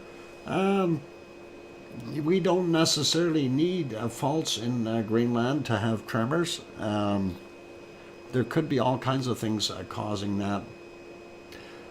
Could be, well, you've got ice movement, and ice can push a lot of dirt and rock and everything else.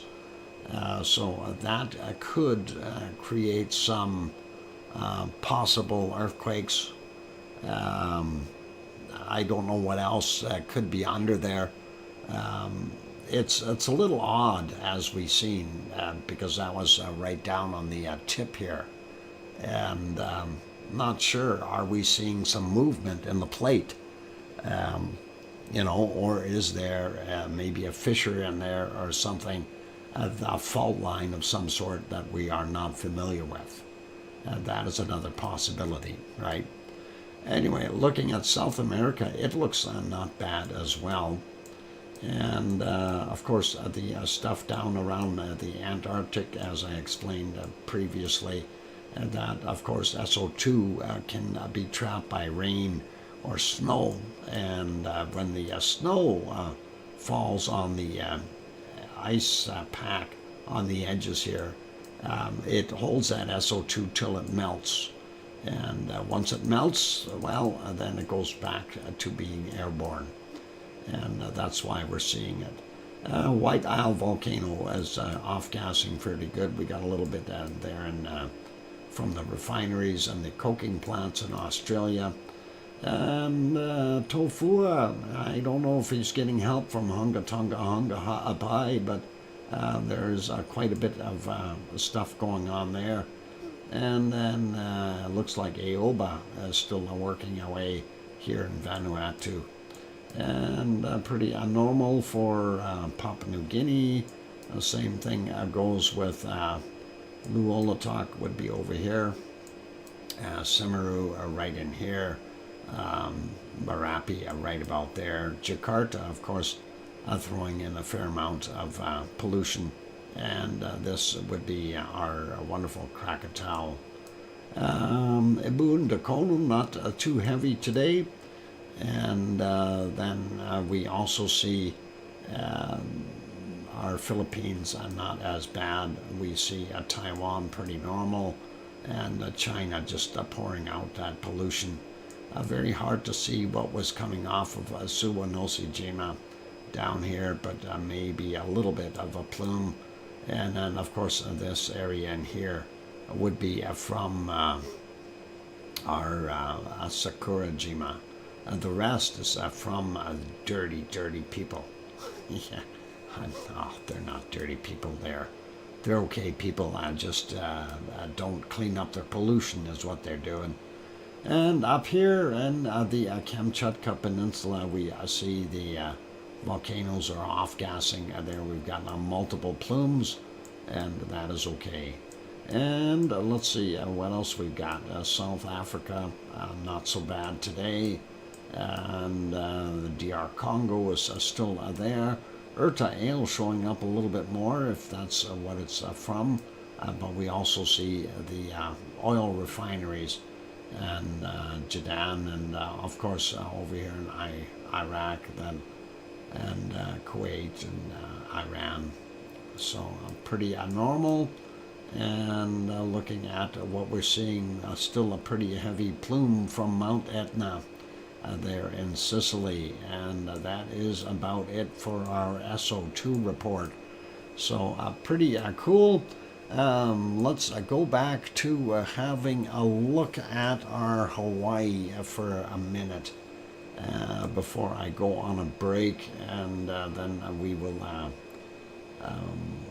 we want to look at some of the still pictures here for a second or two. And let's turn that off, and I'm going to refresh this one, and that's kind of what they're showing. And that looks not bad. This one, of course, being a little further zoomed out. Oh, look what's happening. The lava pond is filling up. That is pretty cool. And we've got some flow coming out of the lava pond now. That is interesting, and it's flowing, and our little Hornito would be right about here. So this is kind of neat. Glad we're looking at this. So I actually think the amount of SO2 coming from China is slightly less than it was a year ago. It makes sense given the amount of wind and solar energy they have brought online in the last year. Actually, you know what? that just means they've got more electrical equipment, not necessarily less SO2 emissions, but they're using all of that power. Anyway, Dr. Fox Mars, I was wondering if you can show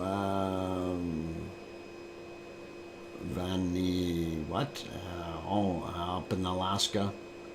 I don't know if we've got that. Hang on. I'll take a look at it. I'm just not sure which one that is. Let me write that down. I'm not familiar with that one.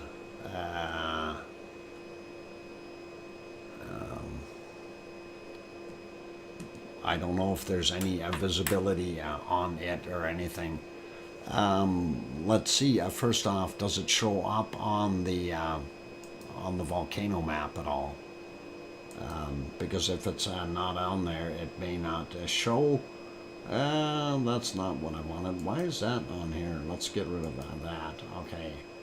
Put that back here, and I want to see if we can find the volcano map. Interactive volcano map, and zoom out. Sorry. There we go. Let's zoom that out, and we'll take a look. Not on that direction. Let's go in this direction. Yeah, we're not seeing. We got semi. We've got whatever it is, Takawangha, and there's Great Sitkins, and of course Pavlov, and they've removed Cleveland, and I'm not sure where the other one is actually located. So this Veniaminov, he emailed you the camera link. The camera link. Okay, this one. Am I going to get in trouble for showing it? No, there it is. That's from that site. All right, I just got to know where that's from, that's all. And if we click on it, that actually, it's ice. It's a lump of ice. Last 12 hours. Let's see what the video has, and see if it is doing anything.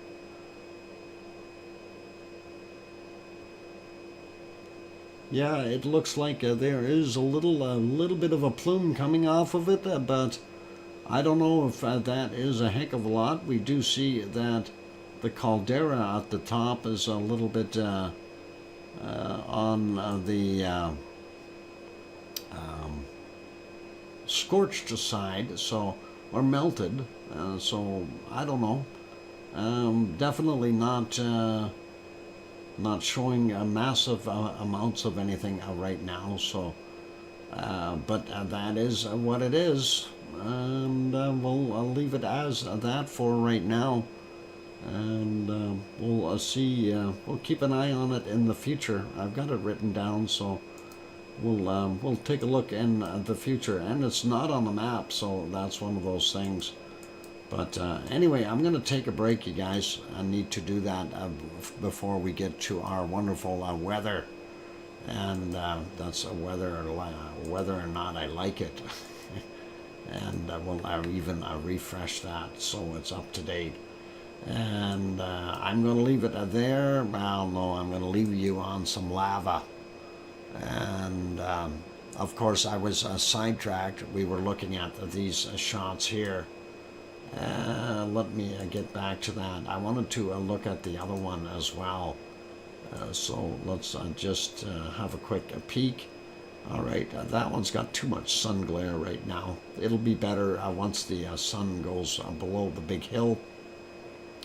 But for right now, that is what we see there. This is interesting, though, to see that. That should have updated a little. There we go. Oh, now we can see the toe area has filled up with lava as well. And that is pretty cool. Yep, it took a while, but there's your lava pond is full again. And pretty soon we're going to have more lava. We'll see what happens. And let's put you back onto, well, I don't know which one. I think I will put last night's lava back on. It is cooking a little better, so there we go. I'm going to take that break, and don't go away, you guys. I'll be back, and we'll do the weather after. Don't forget to hit the like button if you haven't done that yet. Let's see if we can get it over 100. Only 3 more, thanks. And subscribe, please. And on that friendly note, I'm going to be back in 5 or 6 minutes or so.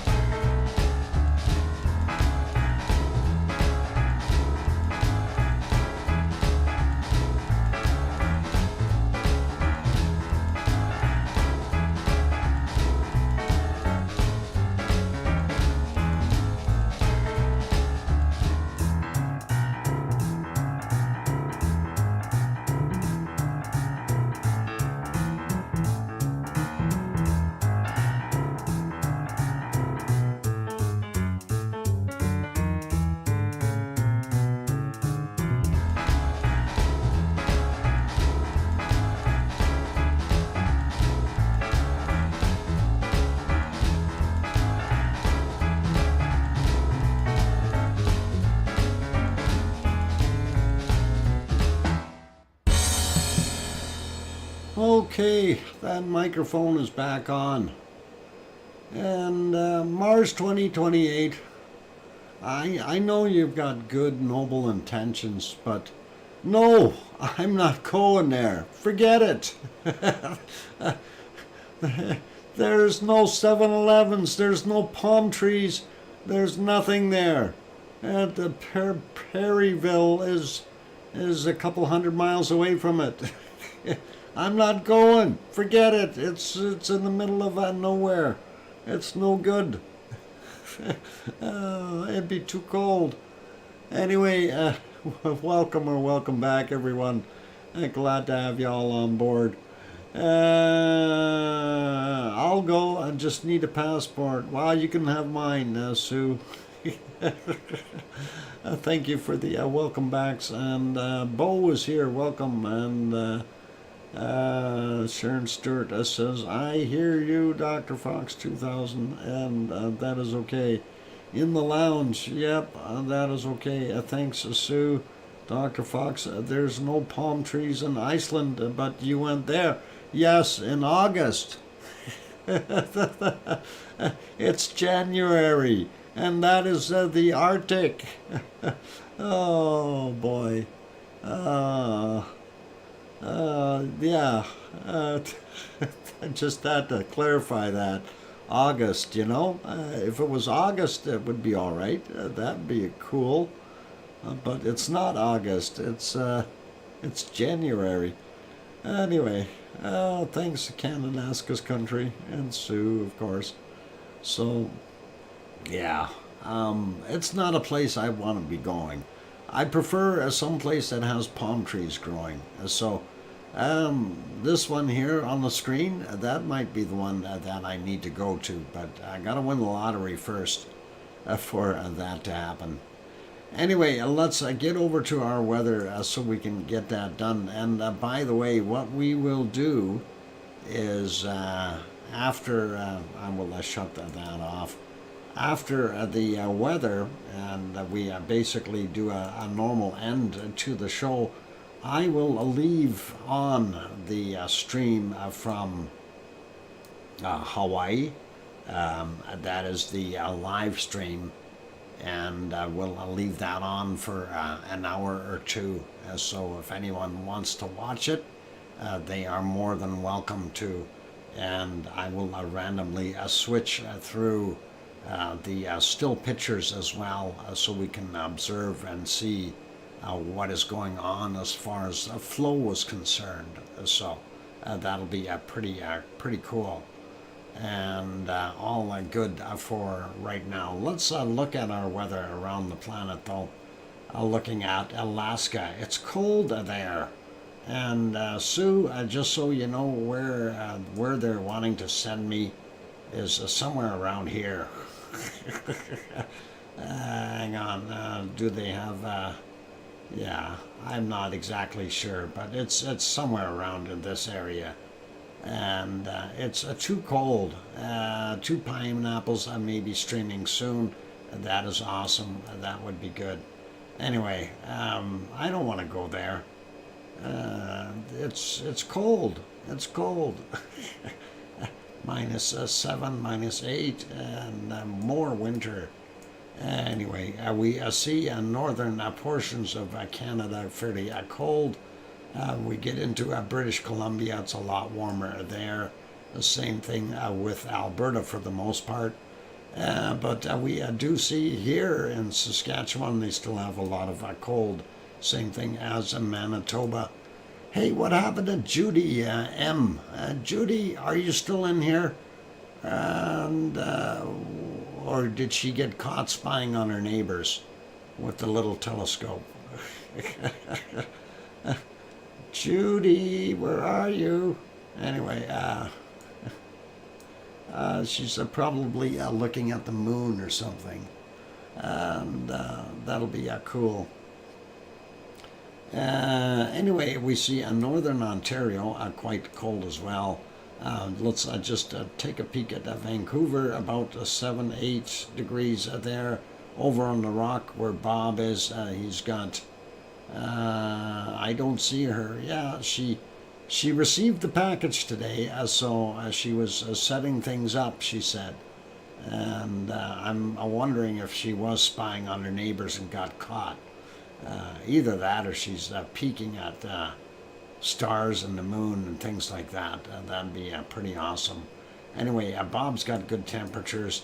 Edmonton, of course, is showing here as a -5 right now. Calgary -1. That's not so bad. Swift Current be down here somewhere -6, -7. Not bad. And we move in through northern Ontario. Looks fairly cold up there. That high is still sitting there. And looking at Toronto as a +1, Detroit down +1, London is also 1. And Montreal is, we got a -1 there. Quebec City is very cold at -3. Looks like New Brunswick, cold in the north, a little warmer in the bottom. And Cole Harbour is going, cloud is finally thinning. That's good stuff, Grand Zed. 0 there in Halifax, and Cole Harbour just -1. And that is kind of right in that general area for most of Nova Scotia. And looks like Newfoundland, though, averaging about 8 or 9 degrees below 0. A little warmer out here on the peninsulas. And Labrador averaging about a -20. We don't even want to look at that. That's too cold. Too cold. Let's carry on here. Portland, about 8. Eugene made it to 10. Sacramento, 10. San Jose 11 today. That's a little warmer. LA only about 10, and that is okay. Death Valley coming in at somewhere around 15, I bet. And we'll see what Sue brings up. And what if you do go to it, would definitely be a summer thing for sure. Yeah. And they got big flies up there. 13 degrees in Death Valley. Make sure you got a jacket or you're going to freeze to death. 13 in Mexicali as well. And that is 55 degrees Fahrenheit. And we got a 10 there in Phoenix, and that's 50 degrees Fahrenheit. And 11 there in Tucson, a little bit warmer. And looking here, San Antonio is 19. 18, 19 in Houston, about 17, 18 there in Austin, and Dallas coming in at about 17. Amarillo only making it to 10 or 50 Fahrenheit. Going over here, we see New Orleans at 12 degrees. Boy, not very warm down here. Miami, 19 degrees. Looks like a very cold. Holy mackerel. I gotta sneeze, hang on.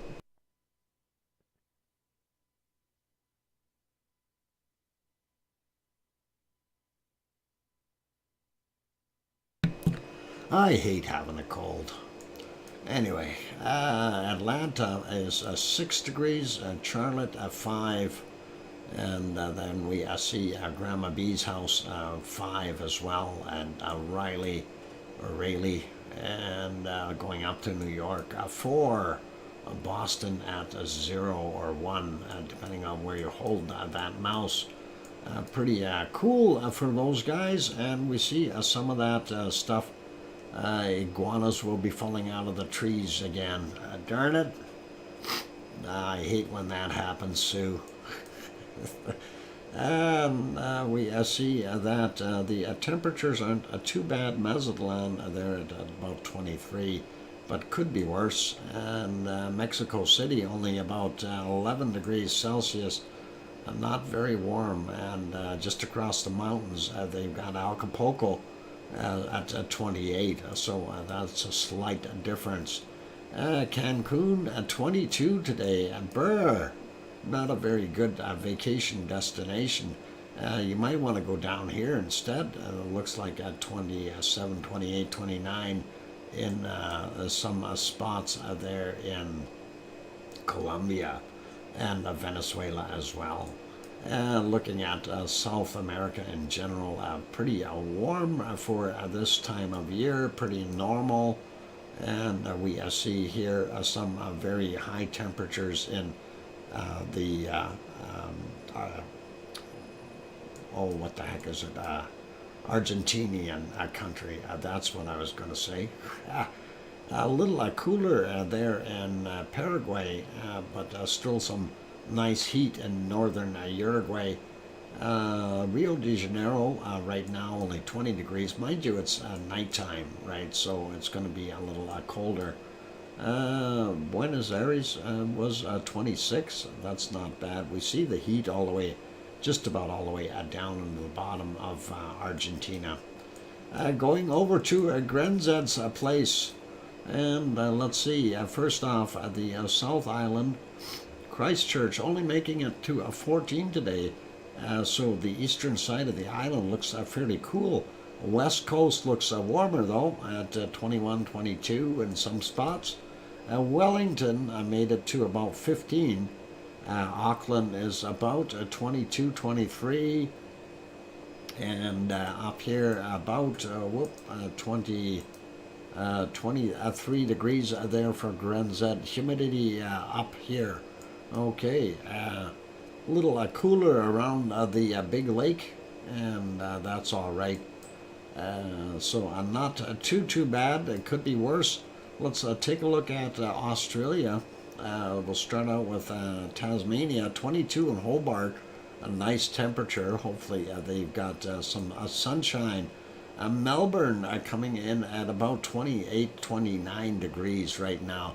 Hey, Yvonne Kunkel. Welcome, Yvonne, and good morning to you. And it is evening here. And, of course, we see that it has got some heat around here. 31, 32 in Adelaide. And seeing Sydney only making it to about 20, 21. And up home for Oz. Oz, you got 30-degree temperatures. Hope you're out suntanning. And we see some stuff in the middle of here in the very high temperatures of 40 degrees, if not more. That is pretty nasty. Perth, not quite as hot as yesterday, only about 24. That makes for a nice day. And here we see, let's see, 40. Do we have any 41s? I don't see any 41s in there. But we see Ellie, the storm, is still here. I don't know what it's doing. It went out here and sat there for a while. Now it came back into here.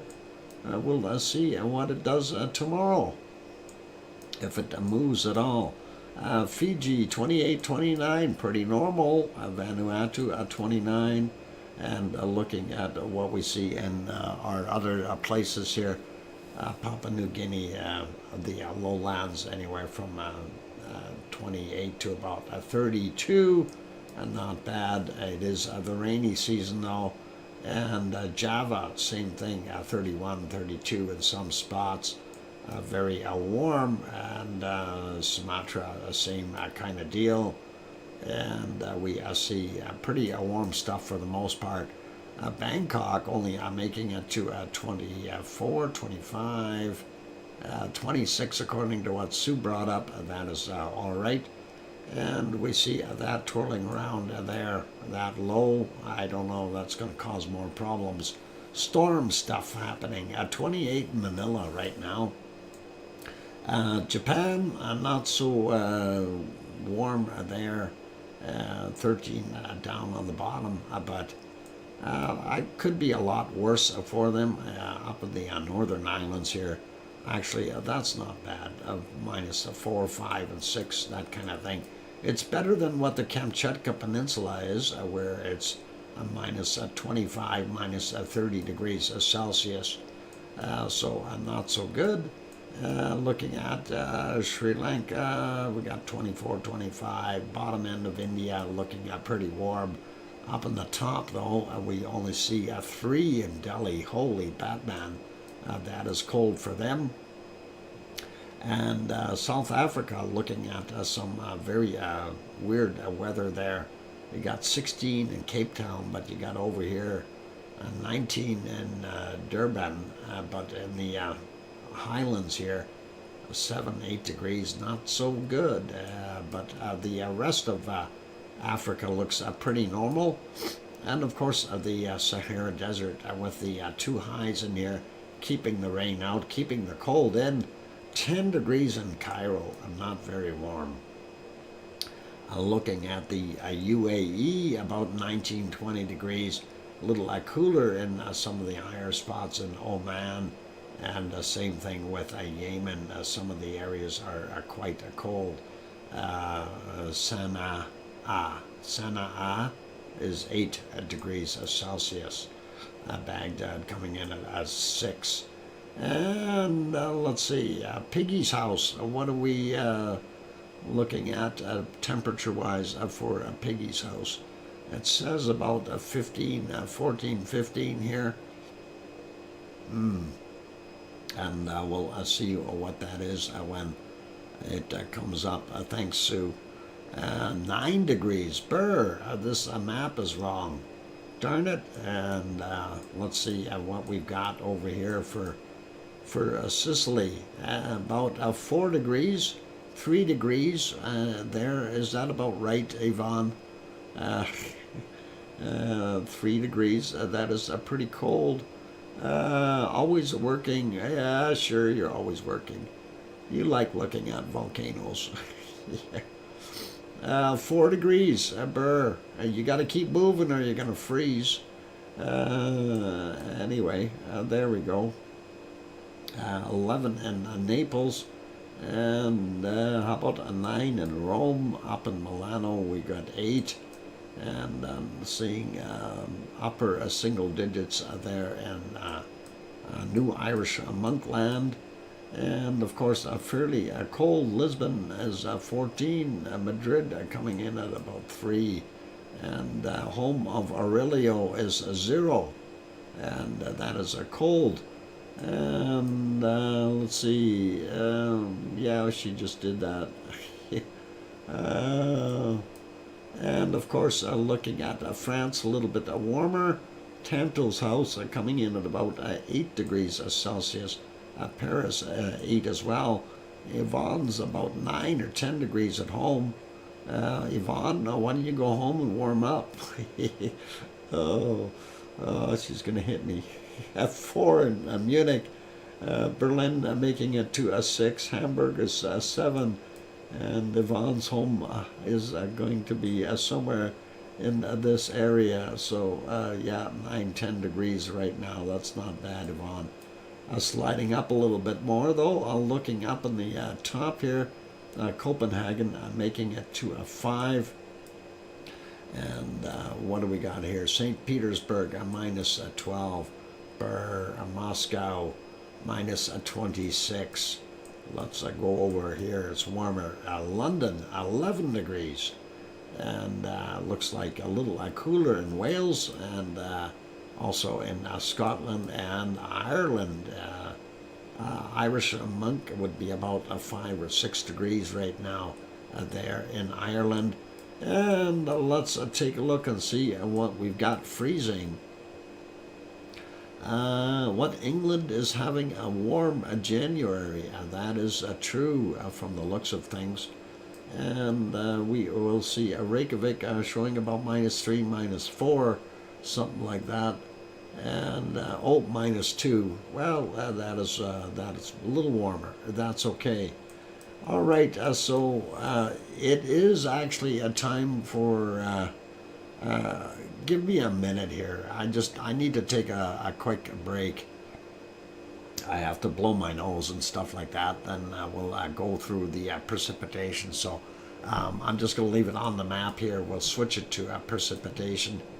And I'll be back in a couple of seconds here. Don't go away.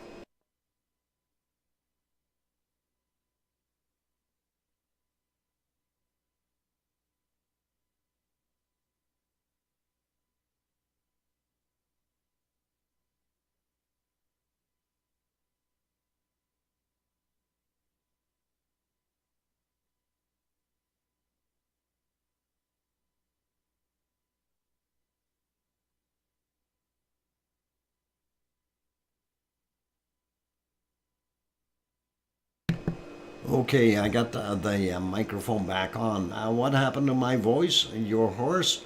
Yeah, I got horses running around in my throat. I've got a cold, Yvonne, and it's fairly heavy with, mucus and stuff coming. And when you hear it get raspy like that, it's not good. Didn't think about that. That was something else. All right, no worries. Would you want to go to Perryville, Alaska, to study? Yvonne, it's a Yvonne, it's a trick. Don't go there. Healing thoughts are going out to you. Thanks, appreciate it.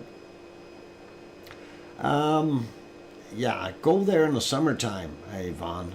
Don't go in the winter. It's cold. Oh, it's worse than Sicily. Put it that way. There we go. Anyway, we are looking at the precipitation map for our weather, and we see that storm that I was saying is going to basically bash into the coast here and continue.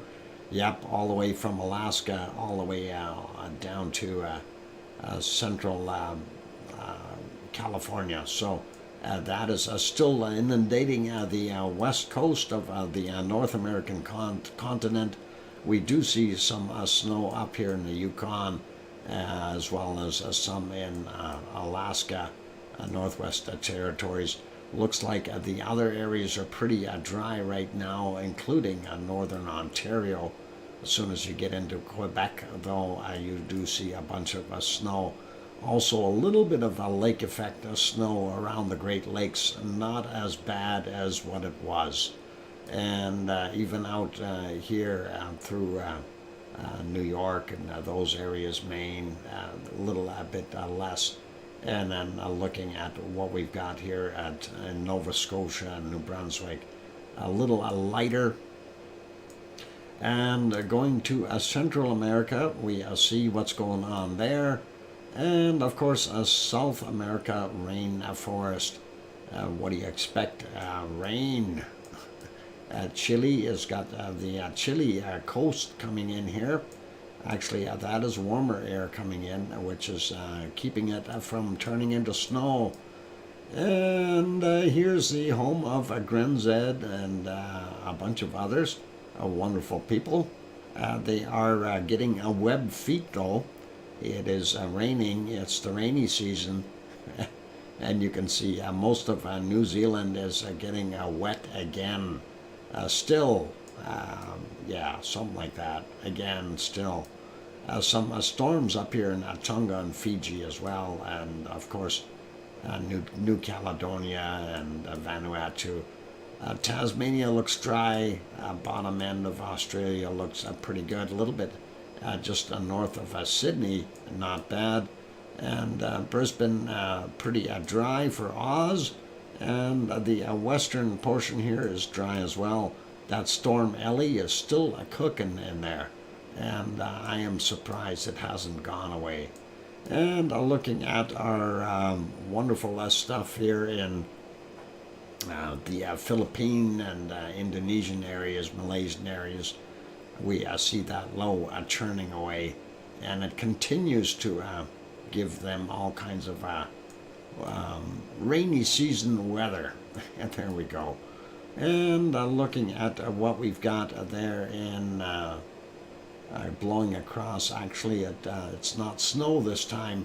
A little warmer than what we had yesterday, but Sea of Japan, lots of rain, and some of that getting into Japan itself from the southern and northern areas. Some spots with snow. Kamchatka Peninsula, a little bit of snow as well. Most of it is missing the continent. And looking at what we see down here, this low all the way along here with a high in it and another high on the other end. That's kind of weird. But that is creating shear lines in a system that goes all the way into South Africa and Central Africa as well. equatorial storm, as I always mention. It's going all the way across, and that is pretty cool. And let's zoom in to here and see what we've got going on for the weather. Nothing for Piggy for rain. That should be okay. Sicily, and not going to get any rain. Well, you never know. I don't know where that's going to go, but maybe a little bit. And of course, off the coast of Spain and Portugal, we see this thing racing by, and don't know where that's going to end up going, but it certainly is inundating England. And I'm going to sneeze again. Hang on. Oh, I held that one in. I shouldn't do that. Wales and up here in Scotland, and of course some in Ireland, getting rained upon. A little bit of rain in Germany, and not that bad. It looks like most of Belgium and Holland are dry. Same thing with Denmark. That is pretty cool. Perryville has the same temp as you. Okay, it's still too cold to go there, and there's no 7-Elevens or anything, and it's not a place you want to go. Trust me. Anyway, Oslo, very full of snow and stuff. Same thing with Stockholm, and there we go. And we see this low here. This has got to go somewhere. So where's it going to go? Probably to the east, as the rotations would force it that way. We'll see what happens. Some snow in the northern portions of Iceland, but that's not too bad. And let's switch this back to temperatures, and we're going to find the coldest temperatures on the planet real quick.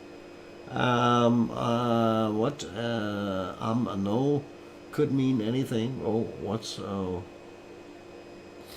some weird questions. All jokes aside, the volcano put out a significant amount of steam a few hours ago, but it is still cold green. Do you have any ideas what might be happening there? Could mean anything. Could be ice melting to a point, or there is activity like off-gassing, but can't see. Yeah, that's hard. Built yourself a teapot, a few meds, and a thick blanket and a warm bed. I think I'm going to do that, but not just yet. We're going to look for cold temperatures. Nah. Don't steal my Kleenex. I need those. 37, minus 37 in yeah, we got the blanket part. No worries. I can read, yeah, I can read typo. It's okay, Yvonne. Anyway, yeah, minus 37 down there. And I don't know where you find minus 38. You're a cold person, Sue. I'm kidding. You're a wonderful person. Let's see what we got in Greenland. Greenland is horrible. We see already a minus 49, and where is that? That was right in here somewhere. I went over it. I seen it with my mouse. Minus 48, minus 49. Do we hear minus 50? No, I don't think so. It is not cold enough. Where's a minus 49? No, I think that is about as cold as it gets there, unless there's some hiding up here. I don't think so. Okay, minus 49. And let's see, we'll have to take a look and see how cold Canada is. Minus 43 already, minus 44 right there. So that is there. Let's see if we find anything colder right in that area. Minus 44. Minus 44 there too. Minus 45. And yeah, minus 45 degrees. So yeah, I think we'll live with a minus 45. Awful cold there. What about up here? Anything colder? No. It's tropical up here. That's only a minus 30 something. So, yep, a Canadian Arctic, and let's find what we've got in the wonderful Russian outback, if you want to call it that. It is very cold there. And let's see, well, we already got a minus 48 there. We need a minus 50 something. I've seen a minus 50 right here. Minus 50 something. Minus 53. And let's see, 2, 3. Yeah, okay, so minus 53 at that point. But let's see if we can find something a little bit snuggier. Yeah. Let's see. What about over here? We do have some cold areas in these places. There's a minus 53 again. Let's see if we can find something colder in here. Oh, there we go. Minus 57. And I think we might have an 8 in there. I've seen an 8, minus 58. Yeah, minus 58 degrees right there. So that is pretty cold. Minus 55. Let's see if we can now find maybe a minus 60. What about over on this river?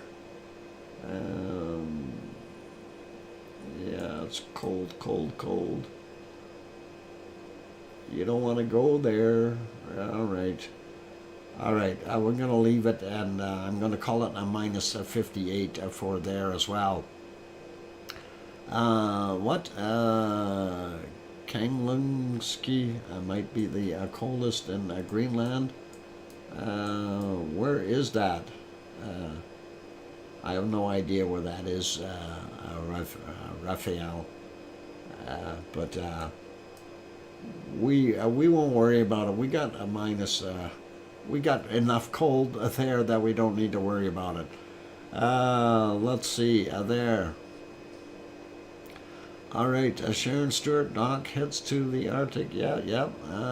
45 and Russian outback. He finds a minus 58 degrees Celsius. What did Sue find in the Russia? Oh, she found a minus. Coldest temp found in minus 58, something like that. Okay, well, it's cold enough no matter what, and that is pretty good. Let's warm back up. I really want to warm back up. I really do. Minus 58 would be horribly cold, and we're going to switch this back to some lava, you guys. And we'll see what we've got. Let me see if I can get on that right screen and turn that on. There we go. That is yesterday's lava, but let's see. This is today's lava. And I did say I was going to military airport in World War II. Blue ice, 1 of 2. 1 or 2. Okay. Yeah, that's cold, Raphael. Anyway, there you go. That is our show for today. We'll leave that on for a couple minutes as I wrap up here, and then I'll put it over to the other one. I'm going to leave that on for an hour or so, or maybe even a little longer, let it stream. So anyway, for all you good people who are here, if you haven't yet, hit that like button. Help us out. Let's get the likes up a little bit more. That would really be awesome. Also, for those who haven't subscribed, think about subscribing. And a big thank you to our wonderful moderators, Arizona Snowman, Piggy, C&D Boy, Gary at 24/7 Live, AZ Skies, and the others like Joseph and Lucas and so on. Thank you guys for doing your thing. Also, a big thank you goes out to Oz and Kevin Haynes and Oz again for gifting those memberships. That is awesome. We don't have any super chats, so we don't need to worry about those. And on that friendly note, thank you everyone for being here tonight. I really do appreciate all of you. And even with my cold, I am slugging through it, and it is one thing, the old saying, the show must go on. Anyway, tomorrow we will have a wonderful show. Of course, tomorrow is Saturday, so we will likely start a little, well, we are going to start early. That is pretty normal. And on that note, maybe, I don't know it. We'll have to look at the readings if it continues. But for now, since I've heard of anything, there's nothing special as for now. And now, Dr. Fox into bed. Oh, you making me go to bed? I don't want to go to bed. I don't want to go. Okay. I gotta blow my nose again.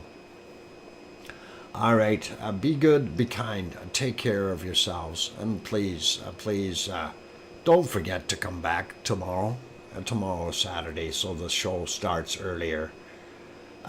Anyway, good night, everyone, and please make sure that you tell your loved ones that you love them tonight, for tomorrow is never promised. I'm your host, DrFox2000, here in Edmonton, Alberta, Canada, with a really nasty cold. And I will be back tomorrow. So good night, everyone. Take care, and oink, oink.